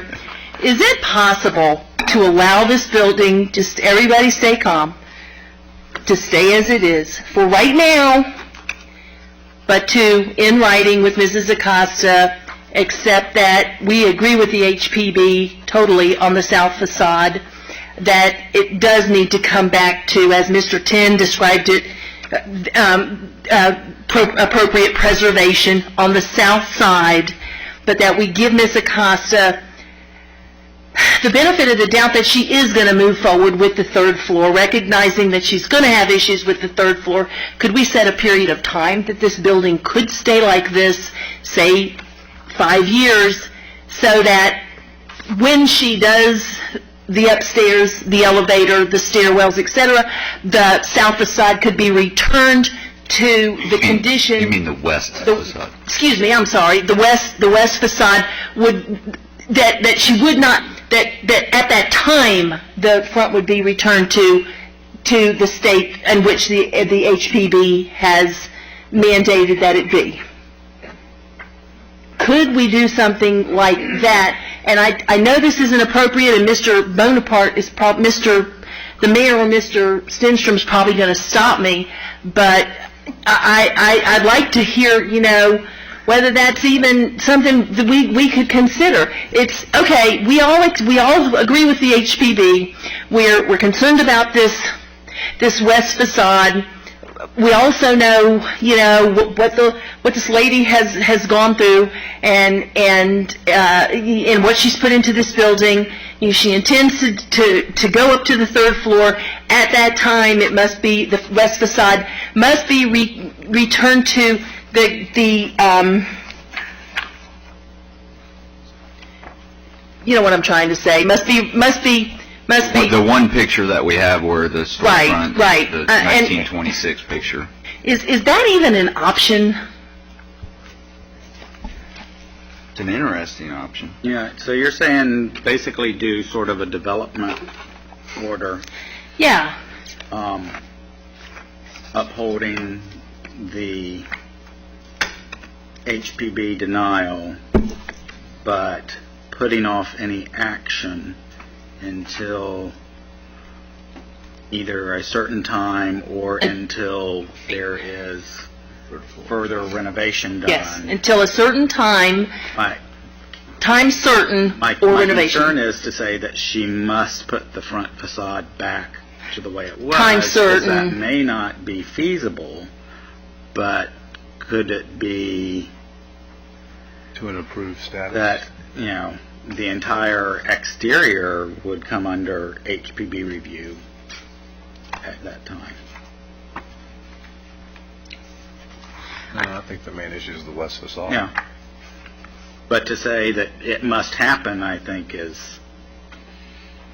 And to give a reasonable period, but there's a time certain date that it must happen, or, and I know Mr. Colbert's, I see him over there thinking, is the smoke's coming out of the top of his head, are there too many issues with this idea?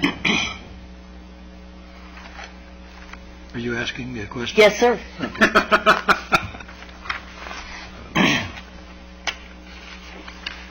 The memorandum that accompanies this in your packet has a legal analysis, and it's fairly lengthy, but if you want to look at it, it's on the fourth page of the memo. Right. In the very middle of the page, there is a quote from Section 5.2D of the Land Development Regulations, which talks about an appeal. The black part, I'm not going to read everything here, it's a long memo, but the part that's highlighted in black I would call your attention to, and it says, the City Commission may, upon appeal, reverse or affirm, wholly or partly, or may modify by order the requirement, decision, or determination made by the Historic Preservation Board. That's what your authority is. And what you outlined when you were talking would amount to a modification, and so I think the answer to your question is that the Commission has the authority, if it chooses to exercise it, to do something similar to what you're talking about. Whatever decision y'all make tonight, I think you should articulate what it is and then ask us to draw an order for the record which would implement whatever your decision is, and not simply do it by motion, because whatever decision you make tonight is appealable, and there needs to be some type of final order, like a development order or something that would memorialize that. Yeah, I have another question for you.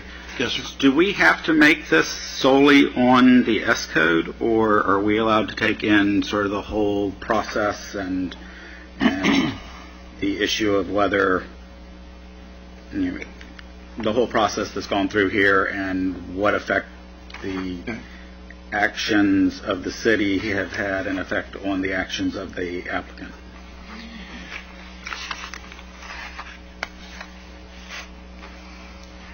When you ask a lawyer a question, you kind of wind up getting a little bit of a variable answer, but I'll answer it as clearly as I can. You're supposed to follow the codes of the city. You, the commission, the staff, everybody is supposed to follow the codes.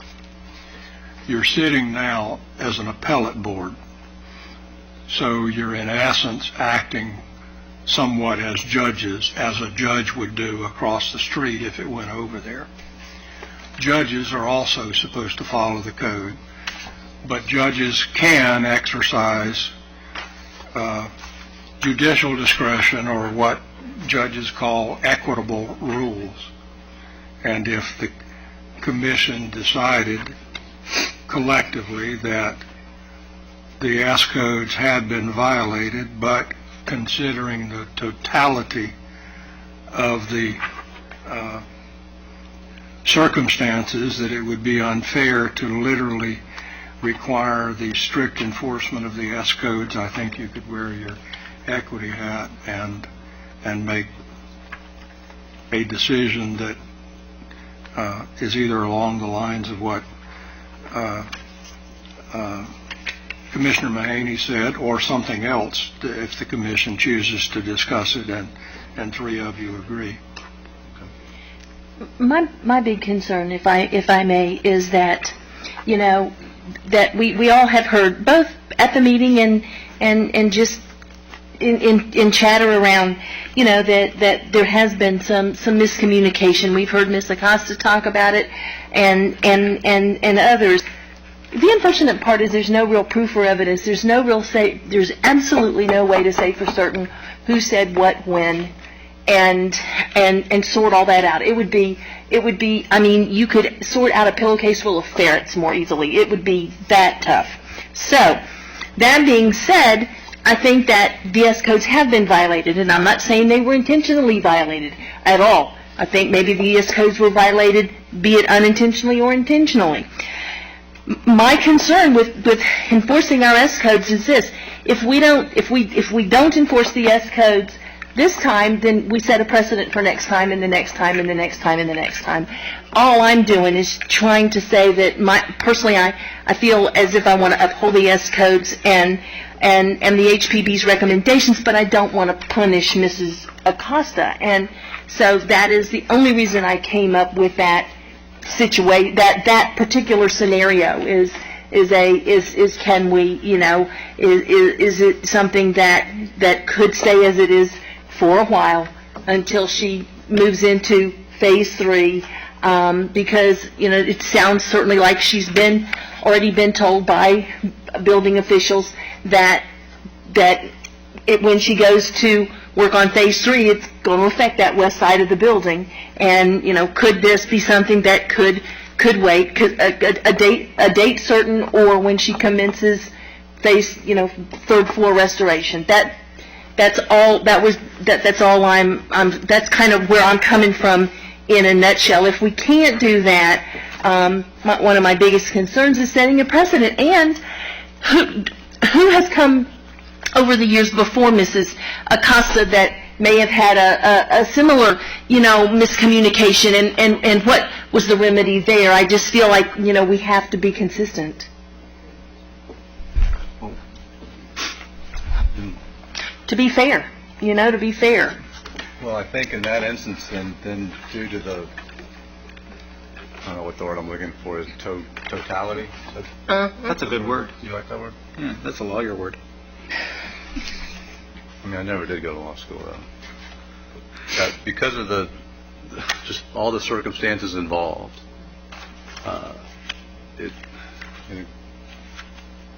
looking at what has been done to the building and just the future plans for the building, and kind of piggybacking on what you're trying to piggyback on what you suggested and said and what Mr. Colbert said, that yeah, at this time, you know, where the S codes, you know, there's the front facade to Schedule S, no. But I think at this time it would probably be rather unfair to the applicant to require any more additional work at this time, since the building has already gone to this point. It's sealed, it's, you know, it's insulated, it's waterproofed. I mean, so much work has been done that with the future renovation still coming, and I don't want to put on a time certain because I don't know finances and I don't want to hold something to something like that. But when you go up to the upstairs, it's going to be. If you don't put it on a time certain, it could never get done. I don't know if the time certain. I think you have to put a time on it. I think you have to put a time on it. And I think we have to be careful saying, since it's all done, then we should. Yeah, but just, you know. I just think at this point, if point, the circumstances were different, I would be all for saying start all over. But I think with everything Violated the code involved in the totality of it, and there's clearly, you know, no intent to do it. But I think with what has happened in the discussions and different directions and misdirections, and, you know, Mr. Bonaparte, you know, I gave him, you know, high marks in his review for reviewing programs and procedures and protocols and changing and making adjustments as necessary in the review, and he's been right on top of it and has done that. So that tells me that there was something there that may have caused a little bit of miscommunication and between the different departments and the building owner, and however it worked. That I just think that how did Mr. Colbert say, the judicial, what is the word, Mr. Colbert, that you used? The estoppel. Equitable estoppel is a word that I used. Y'all don't have to use that word. No, but That's a more good positive word. yeah, that I think that should be applied here. And if you want a time certain, I don't know what that time would be, 5 years? I had in my mind, Ask her what, if she has a, she has a time frame for her. Cindy, do you have any idea when you're thinking about doing the third floor? In all honesty, it's not pinpointed because I am 5 mortgages deep. So we estimated about 10 years to revisit construction costs and whatnot change every year. So in about 10 years, we are going to begin the plans for the third story, actual plans, start what's happening, whatnot. Well, and the building codes will significantly change Yes. by then too, Yes. probably several times. That's why we haven't proactively done any time or money or anything in that aspect because I know it will change upon. May I make a comment to Ms. Mahoney, please, in regards to some of the questions you were asking? It's Mahaney. Mahaney, I'm so sorry. No, it's okay. I just get called Mahoney all the time. I'm so sorry. No, that's okay. And then people boo her. Yeah. I understand the big point of interest here is a violation of the S Code. We are very aware that we have violated the S Code. From day one, our construction process has been openly transparent. Along the steps of the way, as we seek guidance, we were asked to stop construction midpoint, as a couple of you had mentioned. There was a halt in construction or whatnot. At that point, we were deterred to city staff and discussed specifically how the construction process would proceed. We had meetings with multiple members in that staff, specific details on how every portion of this building will be covered, exact details of what we were to use, products we were to use, and visited by city staff to our job site to specify some of these particular beams and areas, whatnot, and given then, again, approval to proceed. So while, yes, we are 100% in violation of the S Code, it was never, ever intentional. No, I understand. We were instructed at every point, you can do this, you can use this project, you can proceed. And as a huge construction process, visible to everyone's site day by day, we did so as we were told. So I wanted to make sure. I understand. I'm not criticizing you at all. Yes, I understand. I absolutely am not.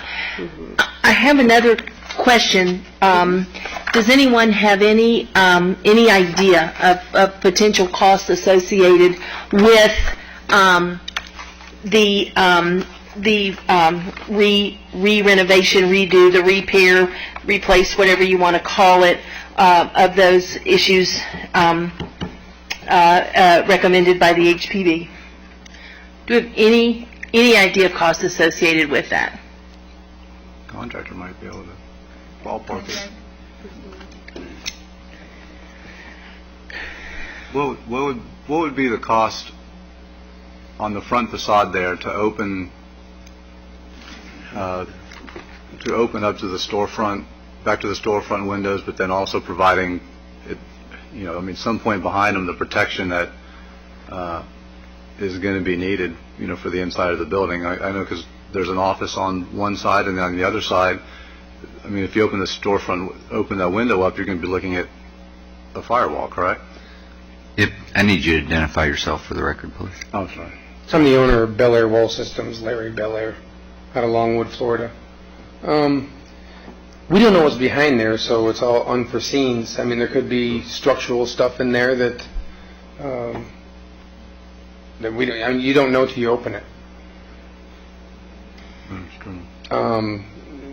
If it was all clear, I'm so skeptical about disturbing that whole structure any more than you have to. That's why we took the process that we did with wrapping everything to hold everything together with a fiberglass mesh that's superior to any stucco products. which was okayed at that special meeting after we had that stop work order. Just like Cindy said, everything that was done on that building was done as we were told to do it. The main reason for that large molding at the top that everybody has a problem with is she had water intrusion. She has 2 floors of hardwood floors, and she's been dealing with water for I don't know how many years. So what we came up with there is didn't mean it to be an eyesore. I thought it was somewhat historic-looking molding that we created by hand and cost a lot of money. It took weeks and weeks with 3 to 4 guys just to make that molding. The strip above. In this, that I don't want to offend any HPB members or preservation members.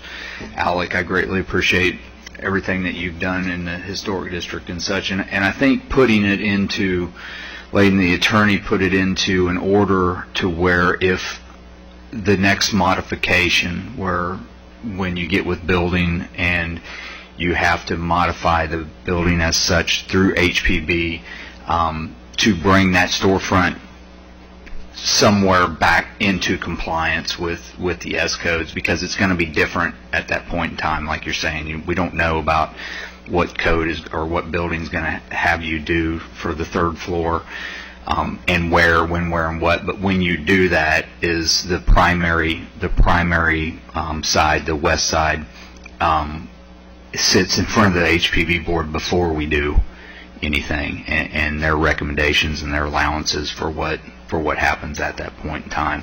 I think that's a good equitable estoppel.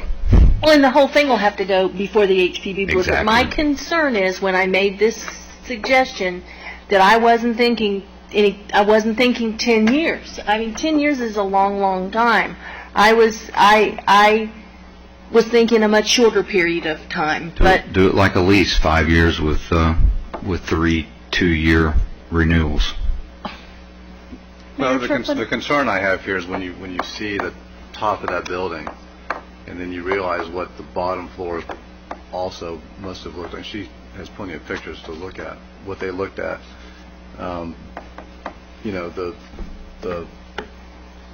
Just the minimal, I know that the $75,000 that was presented to do this exterior renovation, the inside of that building and what had to be done to, basically keep it from raining inside and replace any of the rot. I mean, this has been a major indebted type of project to just umpteen numbers of thousands of dollars to keep this building from falling in on itself, which is where it was headed. It was headed for demolition by neglect. really, No, you don't remember it before Cindy bought it? I think it was leaning sideways. The other buildings were holding it up. Yeah. And so, yeah, I agree, 10 years is a long time. However, I'm also sympathetic to the fact that I don't even, want to know the exact dollar amount that's been involved in this. And, at some level, you have a property owner, a successful business owner in town, and, Mary, you know how numbers work, better than anybody when it comes to this type of stuff. And, I think that, if she's planning on, 10 years, we all hope it's sooner, but, somewhere there needs to be, personal finances need to come into play. This can't be at no cost whatsoever, does this stuff happen, because when you start getting into the at no cost whatsoever, well, then it just becomes cheaper to ignore it and let the building fall down. or if we say she's got to return it back, she's got to comply with what HPV says, and she doesn't do it, then what happens? Then she just sits and runs up a bunch of fines, if she can't afford to do it. Here's the thing about this. There's no good solution to this. I know that on one hand, I think a lot of the HPV members would like us to really come down hard and say, no matter what, you got this amount of time and you got to do it, and got to be at your expense. On the other hand, we've got some he said, she said, communication problems, whatever. Norton called them a disconnect. I think Sumali Eaton used the perfect word there. There's no good solution for this at all, unless and look. Does anybody want to entertain the other idea? The other idea is, if the city's going to accept some responsibility in this, then are we looking at, do we want to entertain the option of maybe Ms. Acosta and the city splitting the costs? I don't know. I mean, it's taxpayer dollars. I'm not comfortable spending taxpayer dollars, on somebody's building. She's gotten $10,000 from the CRA. I just don't know what to do. I hate this. So I think every one of us up here was just really torn. Well, I agree with you. I don't want the city to be involved financially, simply because of the fact that, again, with these old buildings, and Cindy will give you a great tour of the building. When you go upstairs and you see what the upstairs actually looks like and what has been exposed, then apply that to the rest of the building to see what it looks like now. Once you open a wall, I mean, you open a wall in a house built in the 1970s and you just have no idea the disaster you're going to possibly find inside of it, much less a building that was built originally in 1910. It's neat from the inside because the walls are open. You can see you can kind of see how the construction was done from the inside out. I spent a lot of time looking at some of it. Just fascinated me how some of the loads on the ceiling were done on the rafters and different things like that. But it also gave you a good idea of how bad it was. And so yeah, I do agree with you on that. But I think as long as it's specified, as the mayor said, that when the building begins, the next phase, and that's when it should be done. Well, and couldn't we write into it, Mr. Colbert, since you're talking about writing up a special, almost like a development order, couldn't it also say absolutely nothing else is to be done to the outside of that building without without HPB approval? If there are any other violations or issues, everything changes. I mean, can't you put some teeth into it? Yes. And Christine, I think I'm confused. I thought this was the old Hill Hardware building. It's not, is it? It was originally the Imperial Opera House, and then in 1926 it became the Hardware Building. The Hill Hardware. I believe it was Hill. And it was also in 1926. Isn't that where the same man that owned Hill Hardware, wasn't it partly a funeral home? And the horse that took the funeral home, the blacksmith shop, all of that, wasn't that all part of that? I would have to check the archives in the museum. It's really a... Mayor and Commissioners, my may grandmother I? played piano there when it was the end of the Opera House. Really? Go ahead. Just because there's been so much confusion, and I don't want to have any further confusion, I just want to get clarification from the contractor, because what we've discussed all along is the application of stucco to the exterior of the building, and we were advised that there was minimum foam that was applied in that trim detail, but you all may not be understanding of contractor speak, so to say, but what I just heard the contractor say is that the building was clad in ethos, not stucco, because the contractor stated insulated fiber mesh, which is ethos, and he stated that it went from the ground floor all the way rolled up top over the parapet. So I just didn't want there to be any further confusion about what we were talking about, so I just wanted to point that out. Is that fiber mesh in place of traditional wire lath? EFIS is exterior insulation finish system. What was put on there was a system called TAFTS, T-A-F-T-S. It's just the fiberglass mesh in a Portland-based mixed 50-50 with acrylic is what's on there. So there is no stucco? Well, yeah, the stucco is all in the square areas, is number 5, the areas on the first floor. That's all lath and stucco above the second floor windows. So you're feeling like the whole thing is wrapped in an unapproved? No, that was approved in the special meeting with Russ there, and Russ met me down numerous times down at Cindy's.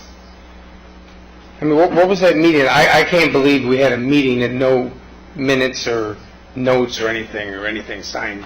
Oh, there's got to be minutes. There will be minutes. May I add the Drive It acrylic stucco product that is over the cement, is it called traditional stucco? Conventional stucco? Actual cement stucco, is on our original C of A approved, along with the halt construction, mid-construction meeting that Larry is mentioning with city staff and whatnot, and that's where the job site visits came from city staff, and they told us then to continue working off your original C of A. You do not need to go to the HPV. You are in your scope of work, and we do further approve X products, including the foam, to be used for trim details and whatnot. So we did receive reapproval of that original C of A Drive It acrylic stucco product that's going our entire building, and also the use of the minor details, trim foam, troubled areas, whatnot, that we needed to use for that foam product that did break the S code. So we did receive approvals of all of those items pre and, again, mid-construction. But at the end of the day, the exterior of the building is stucco. Yes. Just depends on whether you use lath or the fiber mesh. The entire thing is stucco. Fiber mesh, yeah. And the fiber mesh Helps hold together. If I understand better yet, just where it's because there's so many cracks and voids in different places, you can actually manipulate it better, and then the acrylic within the finish allows for the flexibility. Correct. For that building to breathe and move. Mm-hmm. The exterior surface is stucco. Yeah, and it's a breathable system. Breathable coating.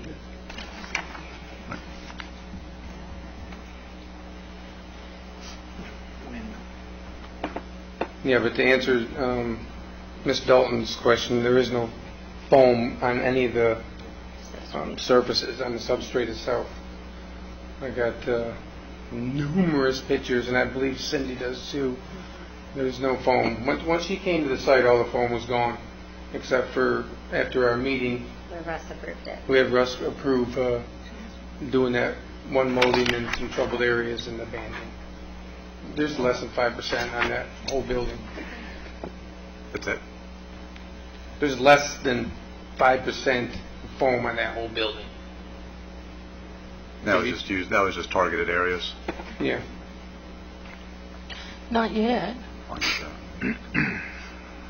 don't think. I'm not quite ready. I mean, we passed lath inspections. I mean, there's got to be some record of that, I would imagine.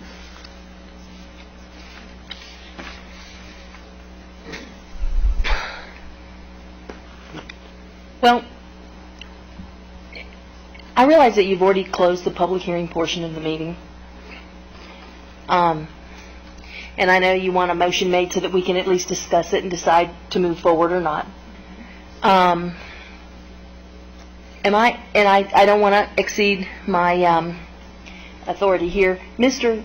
Colbert, am I allowed to ask any of staff their opinion of what I was considering an option?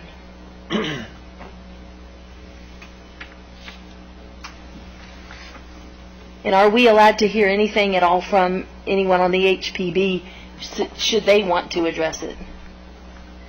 I mean, we've listened to Ms. Acosta, and I'm ready, pretty much ready to make the motion. I just want to be 100% sure I'm doing the right thing.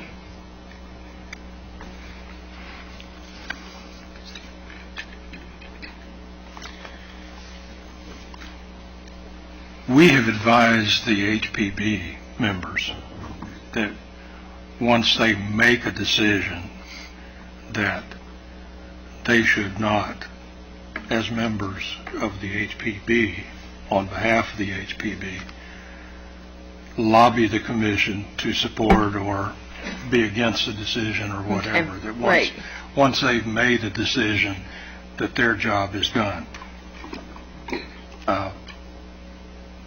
Staff, likewise, has made a recommendation and provided you with a body of evidence.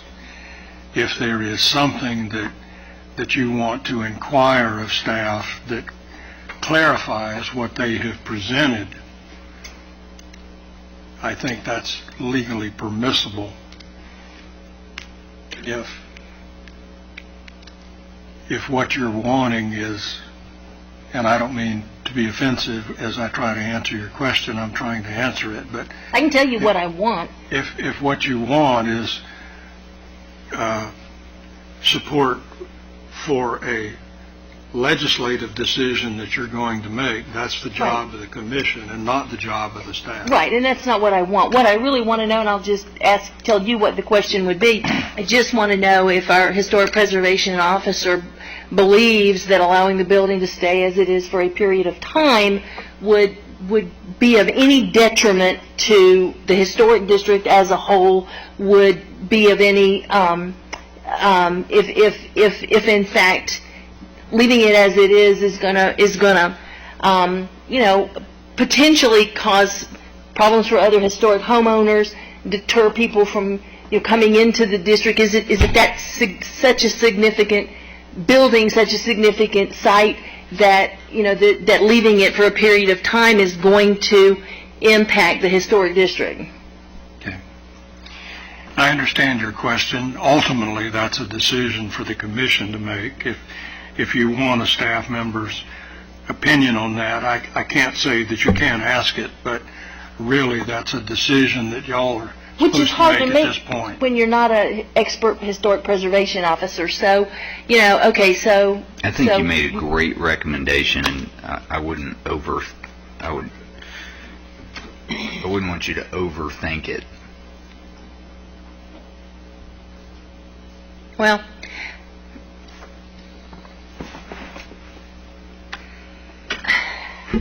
if that makes sense. Yeah, it does.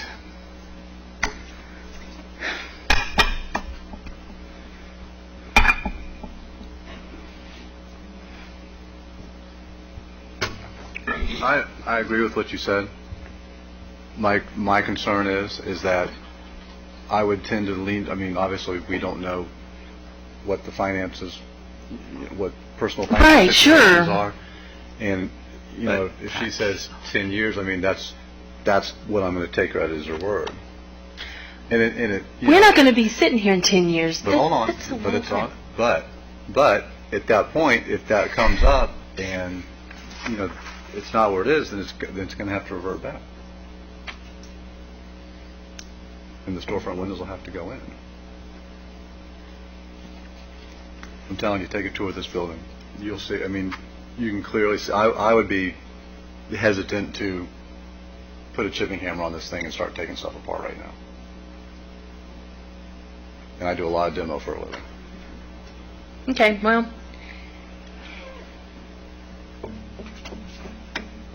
and have done no work on this for the record. No. Neither now or in the future. Or, yeah. Okay, well, like Velma says, we make the $7,500 a year to, be the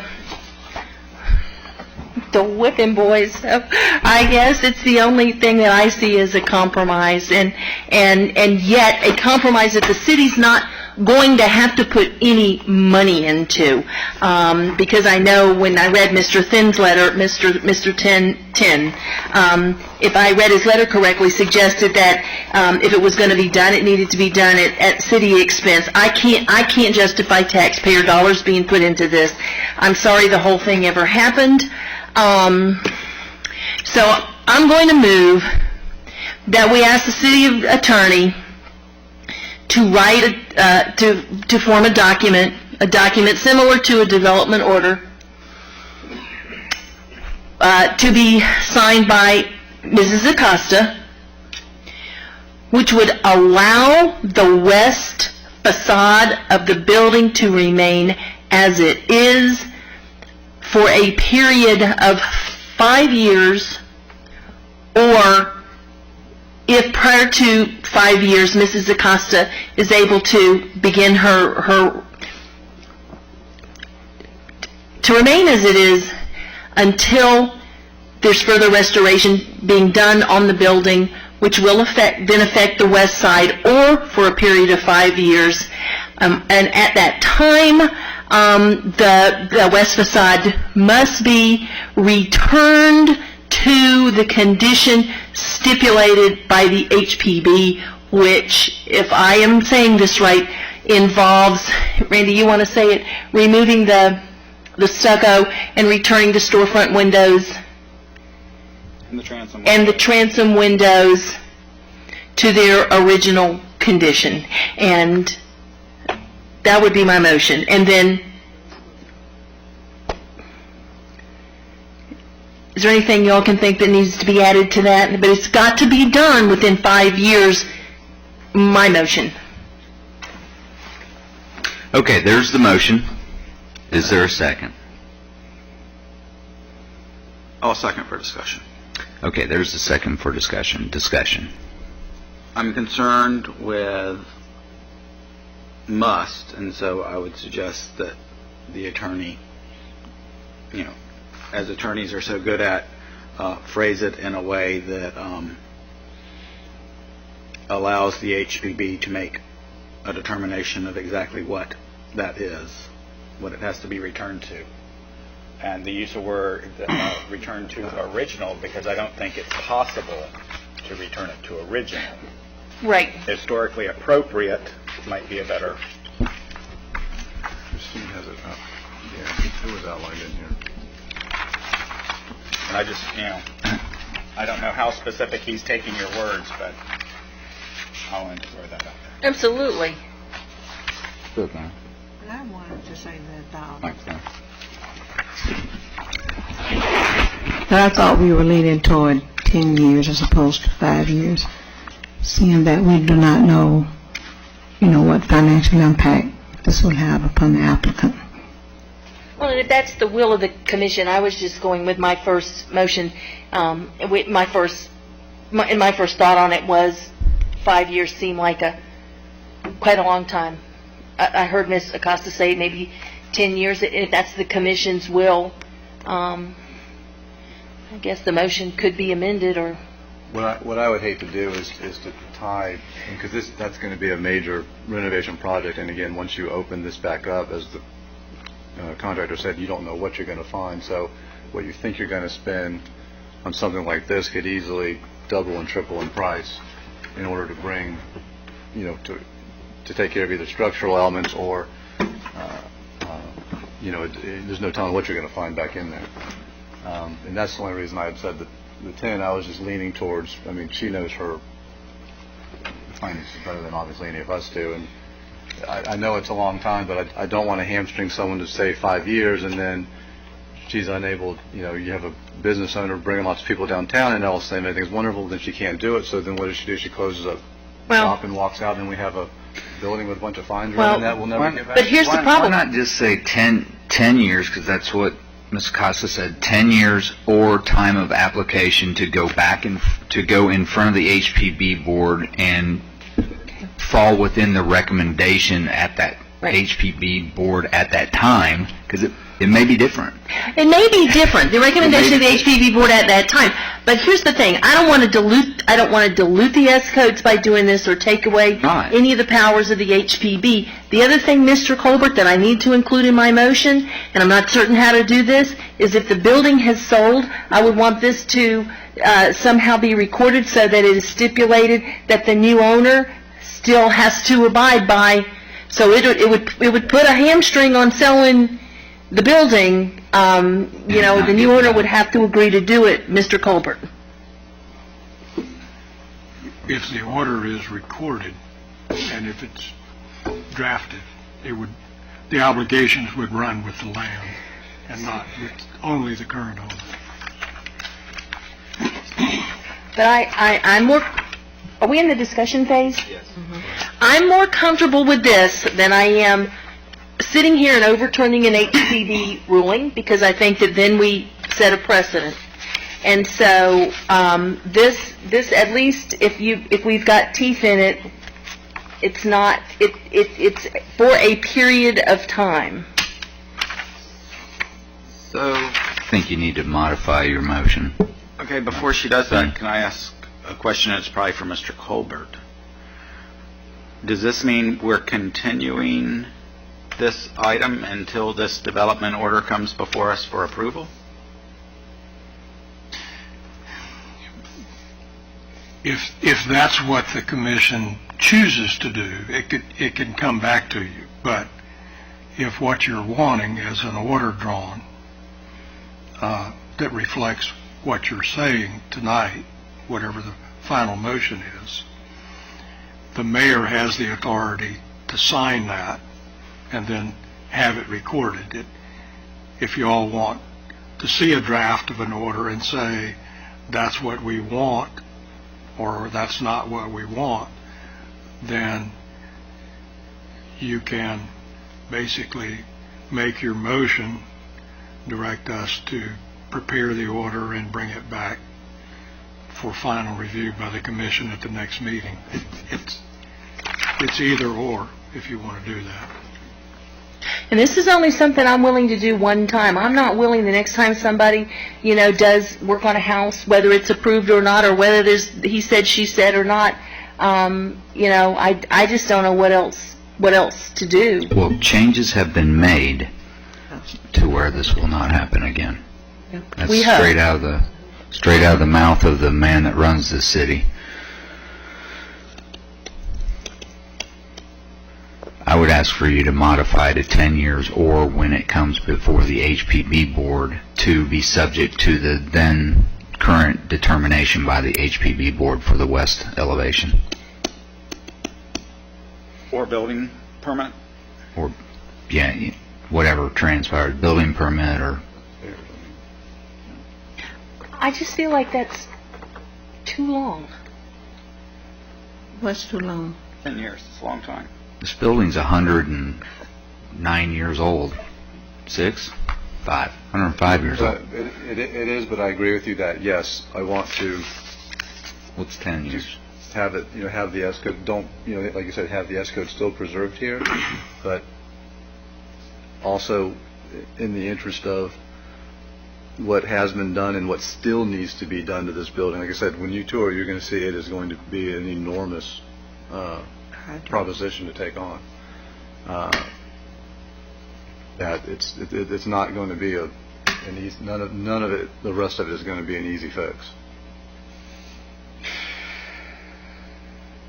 So I think that in fairness to the applicant and what they have done now, and the amount of money they have put into it, clearly the amount of money that needs to go into it will significantly add to that, what that total is.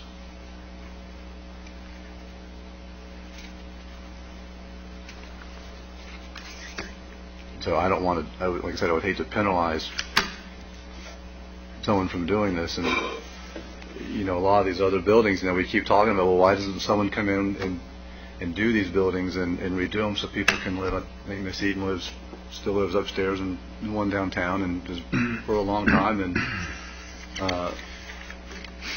why aren't the rest of those done? Well, if we keep running into, keep putting just short time restraints on people as far as their money goes, when we know these things take an enormous amount of money to bring up to one, to some of them to get them structurally sound again, but number two, to bring them into any type of code.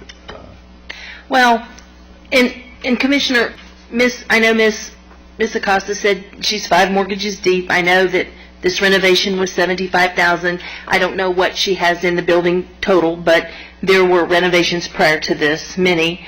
And I guess I'm seeing that, that our other option, which is to say, what, I'm sorry about all of this, but, you've got to do these repairs, and you've got to do it within a certain period of time. Well, if we push Ms. Acosta to the point of bankruptcy, and 5 mortgages is a lot of mortgages, and she loses the building to the bank, then the building's going to sit there for how long? And then what happens? Well, that's why I'm suggesting allow for the longer period of time. Allow the building to be used and to be maintained, and kids and people and, the ballroom to be done upstairs, and allow the building to be utilized and enjoyed. And I mean, it's continually toured by historic groups. And is it? And allow it to be a great complement to that corner across from the theater and in Magnolia Square there. Just, I'm just saying allow the property owner give them that grace that yes, they've recognized that the front is not in compliance, but give them the benefit of the doubt here. And yes, 10 years is a long time. However, when you look at the type of money going into this building and mortgages and finances, 10 years isn't that long from that standpoint. With all due respect to everybody sitting up here, and I do have complete and utter respect, I don't want to change my motion. Okay. Any other discussion?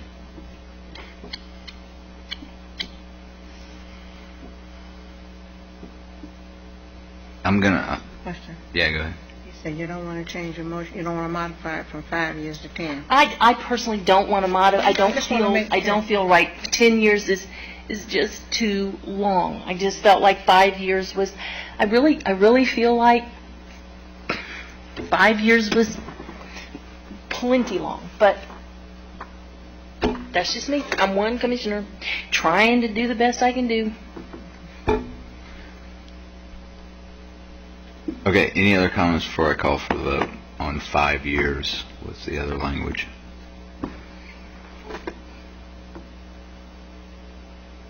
really wish you'd change it to 10 years.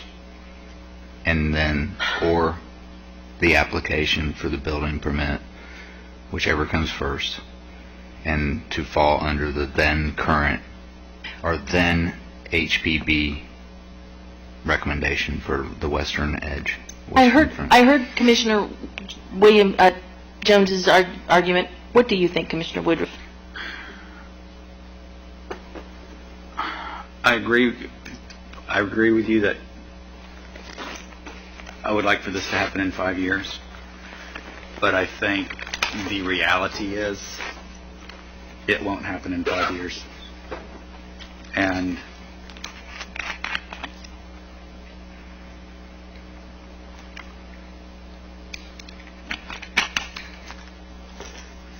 basically we would be telling her that, well, we'd be saying, you've got to follow the HPB approval 5 years from now rather than 10 years from now. And then, what's her response to that? Are we back to the same issue about whose responsibility is it? Okay. Well, I guess could one argue, does it really matter? Is there a tangible, significant difference between 5 and 10 years? The point is, 105-year-old building. Can I ask the city manager, Norton? What do you think? I'm sorry, Jeff.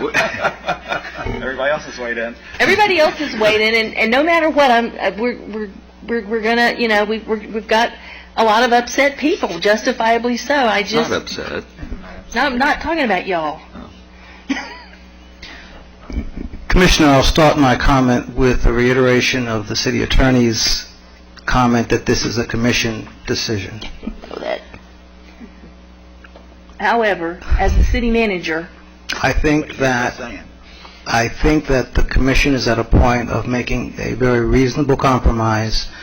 I think that, as was stated, it is a building of significant age. What you would be doing, even with the 10 years, is affirming that something needs to change, and you're doing it in a manner that gives time for it to happen in a manner that it is likely to happen, as opposed to a manner in which it may not happen. Okay. Well, You then want to ask Tracy what she thinks? This is not funny. I'm just joking. I mean, This is. Let's move along. This is the language here, how HPB recommended in item 5, which is the front of the building or west facade should be restored with previous storefront windows, transom windows, and trim detail. Right. That's what you're. okay. So, what has been suggested is that I modify my motion to allow up to a period of 10 years rather than 5 years. She's absolutely got to agree to this. My motion states that this is not up for discussion when we all leave here. It's got to be agreed to.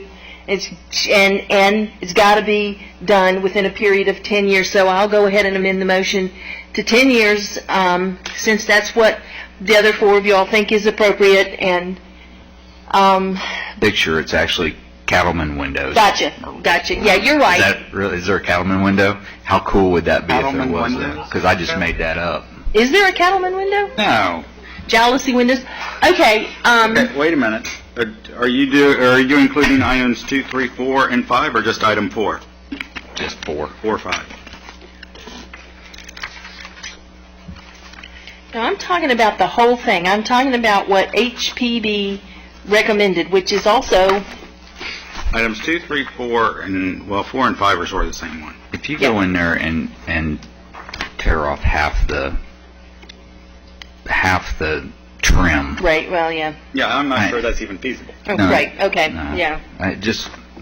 Let's make this very simple. Tour the inside of that building tomorrow, and you will see that you do not want to be chipping on that. Okay, so that's my motion, and Art's absolutely right, or whoever just said it, that I guess, how would you write that, Mr. Colbert, that she would comply then with HPB's recommendation, or HPB's orders at that time? This is going to get confusing if we do. I would withdraw the motion and restate.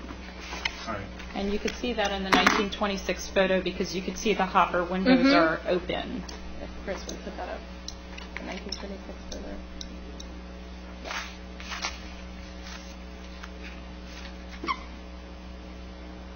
Although I wonder if that's really the wood from back then. So that's that center division in the transom. Just because where that plywood covered those windows, it looked like there was a trim piece. It was probably covering the seam of the plywood. Right. Is what it looked like. And that's what I thought that this meant here, was at least to put that center piece of trim back on.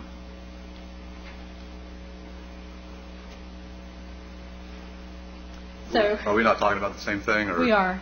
I'm not sure that HPB articulated it correctly, but that center, what we're calling trim, is the outline of the center of the transom window. So professionally, I wouldn't call it a trim piece. I would call it the window frame. But that's not how they articulate it. Yeah, they called it a vertical trim detail. I disagree with that. But the only way to put it back would be to put it back as a piece of trim detail. Would it be to put it back as a piece of trim detail? And ripping out the whole thing and putting to me, that's creating a false sense of history, so I do it. I disagree with that. Okay, I just looked at it as an easy fix. I'm not sure why it would even need to be done personally. Okay. If the transom windows are being brought back to the 1926 appearance, you would have no need for that because that's part of the window. Because the frame is there on the side, so. Okay, from 1922. Okay. Never mind. Cindy?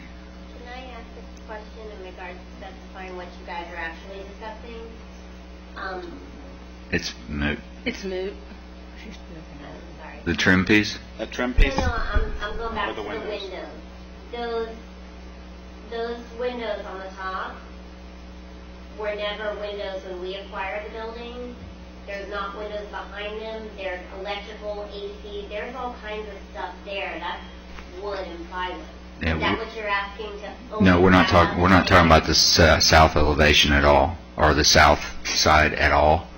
It's leaving it as you've done. We're just talking about the west side, which is the front. So on the front of the building, above the glass windows where the plywood is, that's electrical, AC, that's all kinds of stuff that's been covered over years upon years upon years upon years behind that. That's not really a window opening. Is that what you guys are asking to make it a window? No, no. No, we're saying that in 10 years from now, when you come in on or before that, when you go in front of the HPB, that you come into compliance with what the then HPB requirements are, and that would be something that I would definitely show them if I were you. On the west. This is on the west facade. Right, Yes, ma'am. It is actually uniformed amongst the whole interior, both sides. but those areas were built over upon years upon years upon years, and there's electrical and AC and all kinds of stuff behind them. That's not a window opening like the box. They just cut out a window there, and there's stuff there. Along with the two bottom fronts, we don't know what's back there. So is there a modification in this saying that deeming construction, is possible? That would be, Cindy, that would really be with you, with the building code, with your contractor, with these guys, with Christine, trying to figure out what, at that time, what's there, and that would be that discussion at that point in time. That would be specified in there. This is what we would like to happen, and visit the options. Exactly.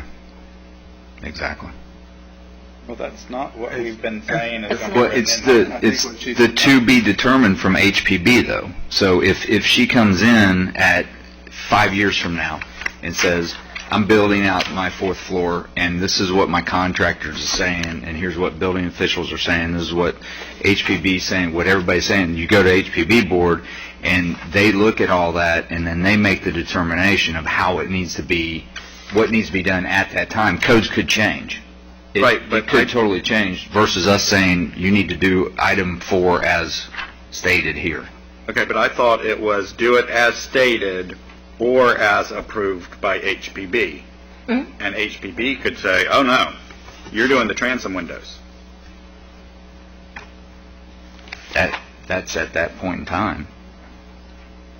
But even currently, but even right now, I mean, even HPB, nobody knows really with the transom windows what's back behind there, what's been done over the years. Is that what you're saying? That's what she's saying. It's all closed in. There's electrical, there's AC, there's pipes, there's everything running back there. It's not a window. So then at that point, once it's opened up, then, let's just say we're putting 2 storefront things in, then the determination will need to be is really how high can those storefront windows go because of structural components or mechanical components. I mean, and that's a determination that gets made. Right. The determination by HPB was to bring it back to the... How would you write that, Mr. Colbert, that she would comply then with HPB's recommendation or HPB's orders at that time? This is going to get confusing if we do. I would withdraw the motion and restate. Right. And you could see that in the 1926 photo because you could see the hopper windows are open. If Chris would put that up. The 1926 photo.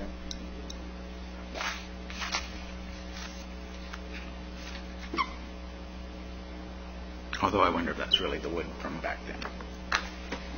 So that's that center division in the transom. Just because where those windows, where that plywood covered those windows, it looked like there was a trim piece. It was probably covering the seam of the plywood. Right. Is what it looked like. And that's what I thought that this meant here was at least to put that center piece of trim back on.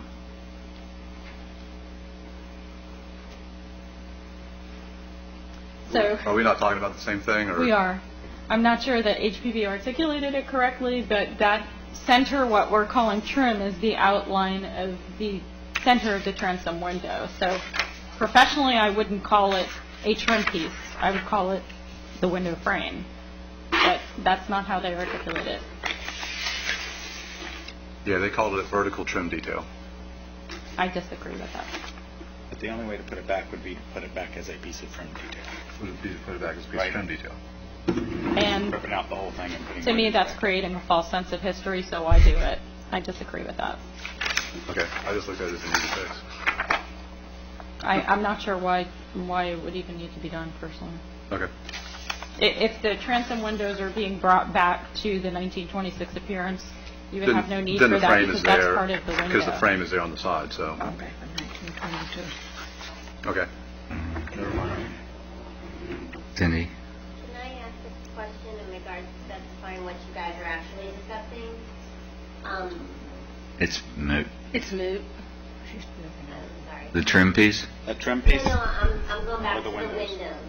Those those windows on the top were never windows when we acquired the building. There's not windows behind them. There's electrical, AC. There's all kinds of stuff there. That's wood and plywood. Yeah, Is that what you're asking to open? No, we're not that up? talking. We're not talking about the south elevation at all, or the south side at all. It's leaving it as you've done. We're just talking about the west side, which is the front. So on the front of the building, above the glass windows where the plywood is, that's electrical, AC, that's all kinds of stuff that's been covered over years upon years upon years upon years behind that. That's not really a window opening. Is that what you guys are asking to make it a window? No, no. No, we're saying that in 10 years from now, when you come in on or before that, when you go in front of the HPB, that you come into compliance with what the then HPB requirements are, and that would be something that I would definitely show them if I were you. On the west, this is on the west facade. Right. Yes, ma'am. It is actually uniformed amongst the whole interior, both sides, but those areas were built over upon years upon years upon years, and there's electrical and AC and all kinds of stuff behind them. That's not a window opening like the bottom. Just cut out a window there's stuff there. Along with the two bottom fronts, we don't know what's back there. So is there a modification in this saying that deeming construction, is possible? That would be, Cindy, that would really be with you, with the building code, with your contractor, with these guys, with Christine, trying to figure out what, at that time, what's there, and that would be that discussion at that point in time. That would be specified in there. This is what we would like to happen, and visit the options. Exactly.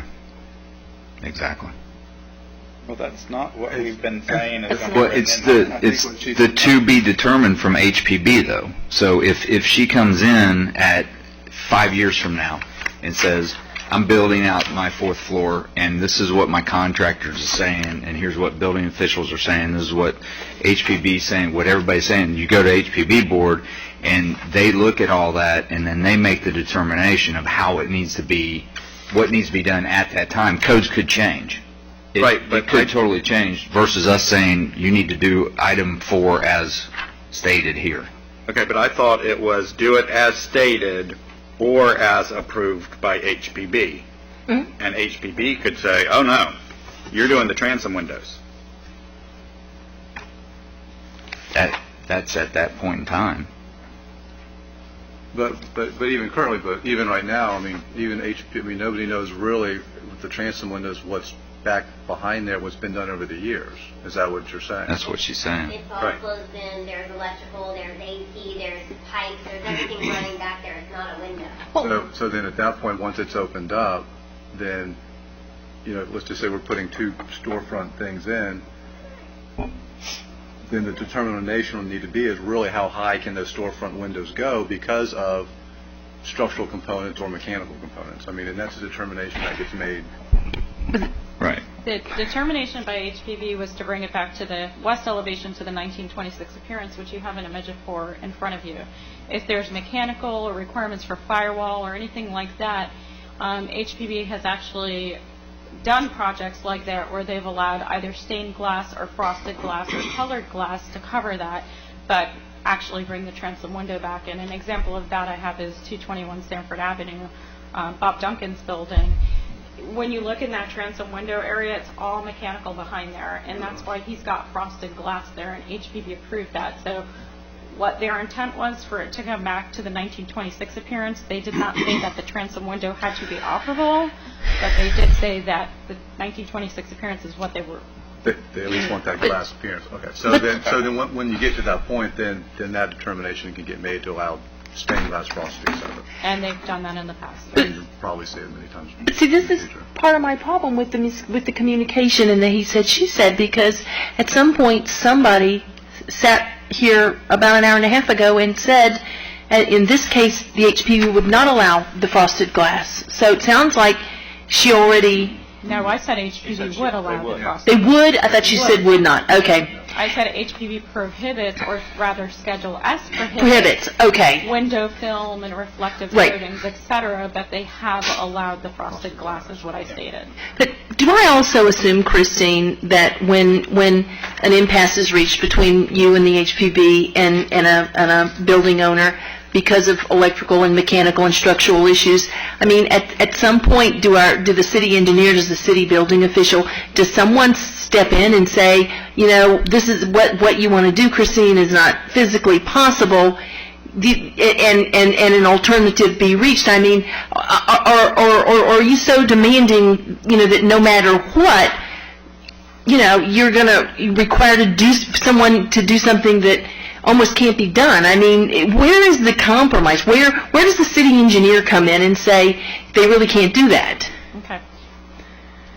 I'm not so demanding. My job is Schedule S, and so I would rather say that maybe the code is demanding.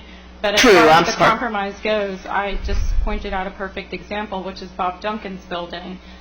HPV wanted transom windows in that area to complete the original appearance of the storefront. There was a certain dimensional opening that they had to fill, and dropping that height would not have been scale-wise appropriate for the building. So the compromise that was reached in that situation was they actually did drop the ceiling height. It's hidden behind the transom windows because the transom windows have frosted glass. You don't see all that mechanical equipment. So the scenario you presented with building, myself, HPB, and all coming together, we did that in that project, and it worked successfully.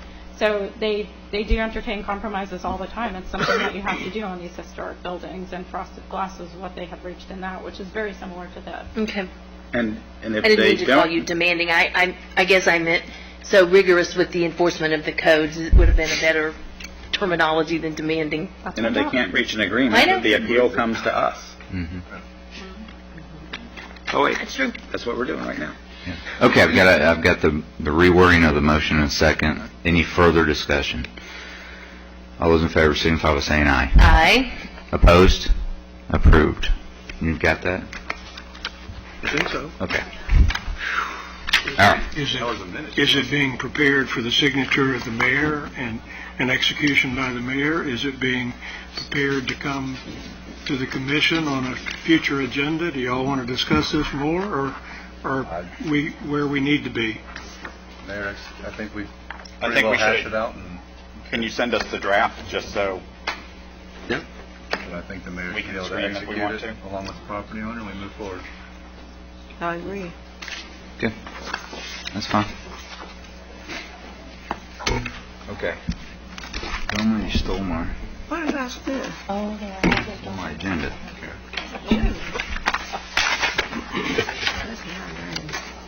That's mine.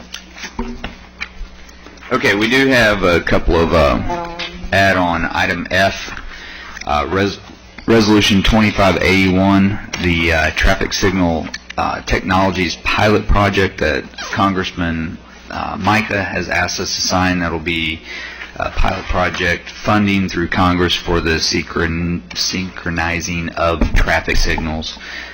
He would like a resolution via his local representative, Barry Cotton. Supposedly it was sent to us several months ago. I did not get it. He would like us to sign it and send it. You do have a copy of it if you have any questions. Otherwise, I would ask for a motion on it. Move to approve. Second. Got a motion and a second. Any further discussion? Seeing none, all those in favor say aye. Aye. Opposed? Approved unanimously. Item G, add-on, is Mr. Bonaparte's annual performance evaluation. It is available if anybody'd like to have it. I know we got it in our package. It was a lot of good. I appreciate you guys taking the time. I'm sure Mr. Bonaparte would have liked it 4 months earlier, and that's my fault. I held mine. But based upon what we saw, I would recommend Mr. Bonaparte receiving the 3% raise that was delivered to each of the employees for a good performance evaluation from each of us, and it being retroactive to the start of the budget year. So moved. Second. Got a motion and a second. Any further discussion? Seeing none, all in favor signify by saying aye. Aye. Opposed? Approved unanimously. Mr. Mayor, members of the commission, thank you. You're welcome, sir. Thank you for your service. That'll bring us to the attorney's report. No additional items right now. Thank you, Madam Clerk. Nothing, sir. What is that for? Mr. Bonaparte? Yes, Mr. Mayor, members of the commission, at this week's mayor's managers meeting, there was a presentation by Seminole County regarding the new beer ordinance, and you may have seen that they are holding off on the area that is in Sanford, which is east of I-4. As additional information comes, we'll share that with you. Why? Yeah, my mother lives in that. Why did they all of a sudden back off on that so fast? This is the area east of I-4. No, she has a bear in her. Yeah, she has a bear in her yard. But this is east of I-4. East of I-4. So when I put Mother's trash out Sunday, I said it's okay. They lifted this ban, but I was really wrong. You were wrong. Okay. Your mom's getting arrested. What is her address, please? I will. 5100. Yeah, arrest that little 87-year-old lady. Is that all, Mr. Bonaparte? Okay, that'll bring us citizens' participation. We have a friend in the audience like to make a comment to the board. Seeing none, I'll bring it to the commissioner reports. Commissioner Williams. None. Commissioner Mahaney. Nothing for today, thank you. Commissioner. Happy belated birthday. Oh, thank you. I was 34. Oh, no. 40. You're 50, Still further right? notice? Not 50. Look at me. I'm spry. You look great. How old were you? 47. Oh, he's a baby. Just a baby. Commissioner Jones. Nothing further. Commissioner Woodruff. Well, of course I have something. A movie. Yeah, I do. The Community Improvement Association would like for each of you to consider approaching at least one person to help to make a donation to the Hopper Academy. Restoration, that's basically background of a letter that's being sent out. I mean, just to give you all information to use if you want to talk to someone. How much are you hoping to get from each individual? I take whatever anyone gives, but we are probably still looking for about $80,000. Okay. Oh, why did I put that? Unfortunately, Commissioner Mahaney was going to cut you a check, but she is doing a carving tree in Poplar Place. Is that all, Commissioner Woodruff? I believe so, yes. Okay. Have a great evening.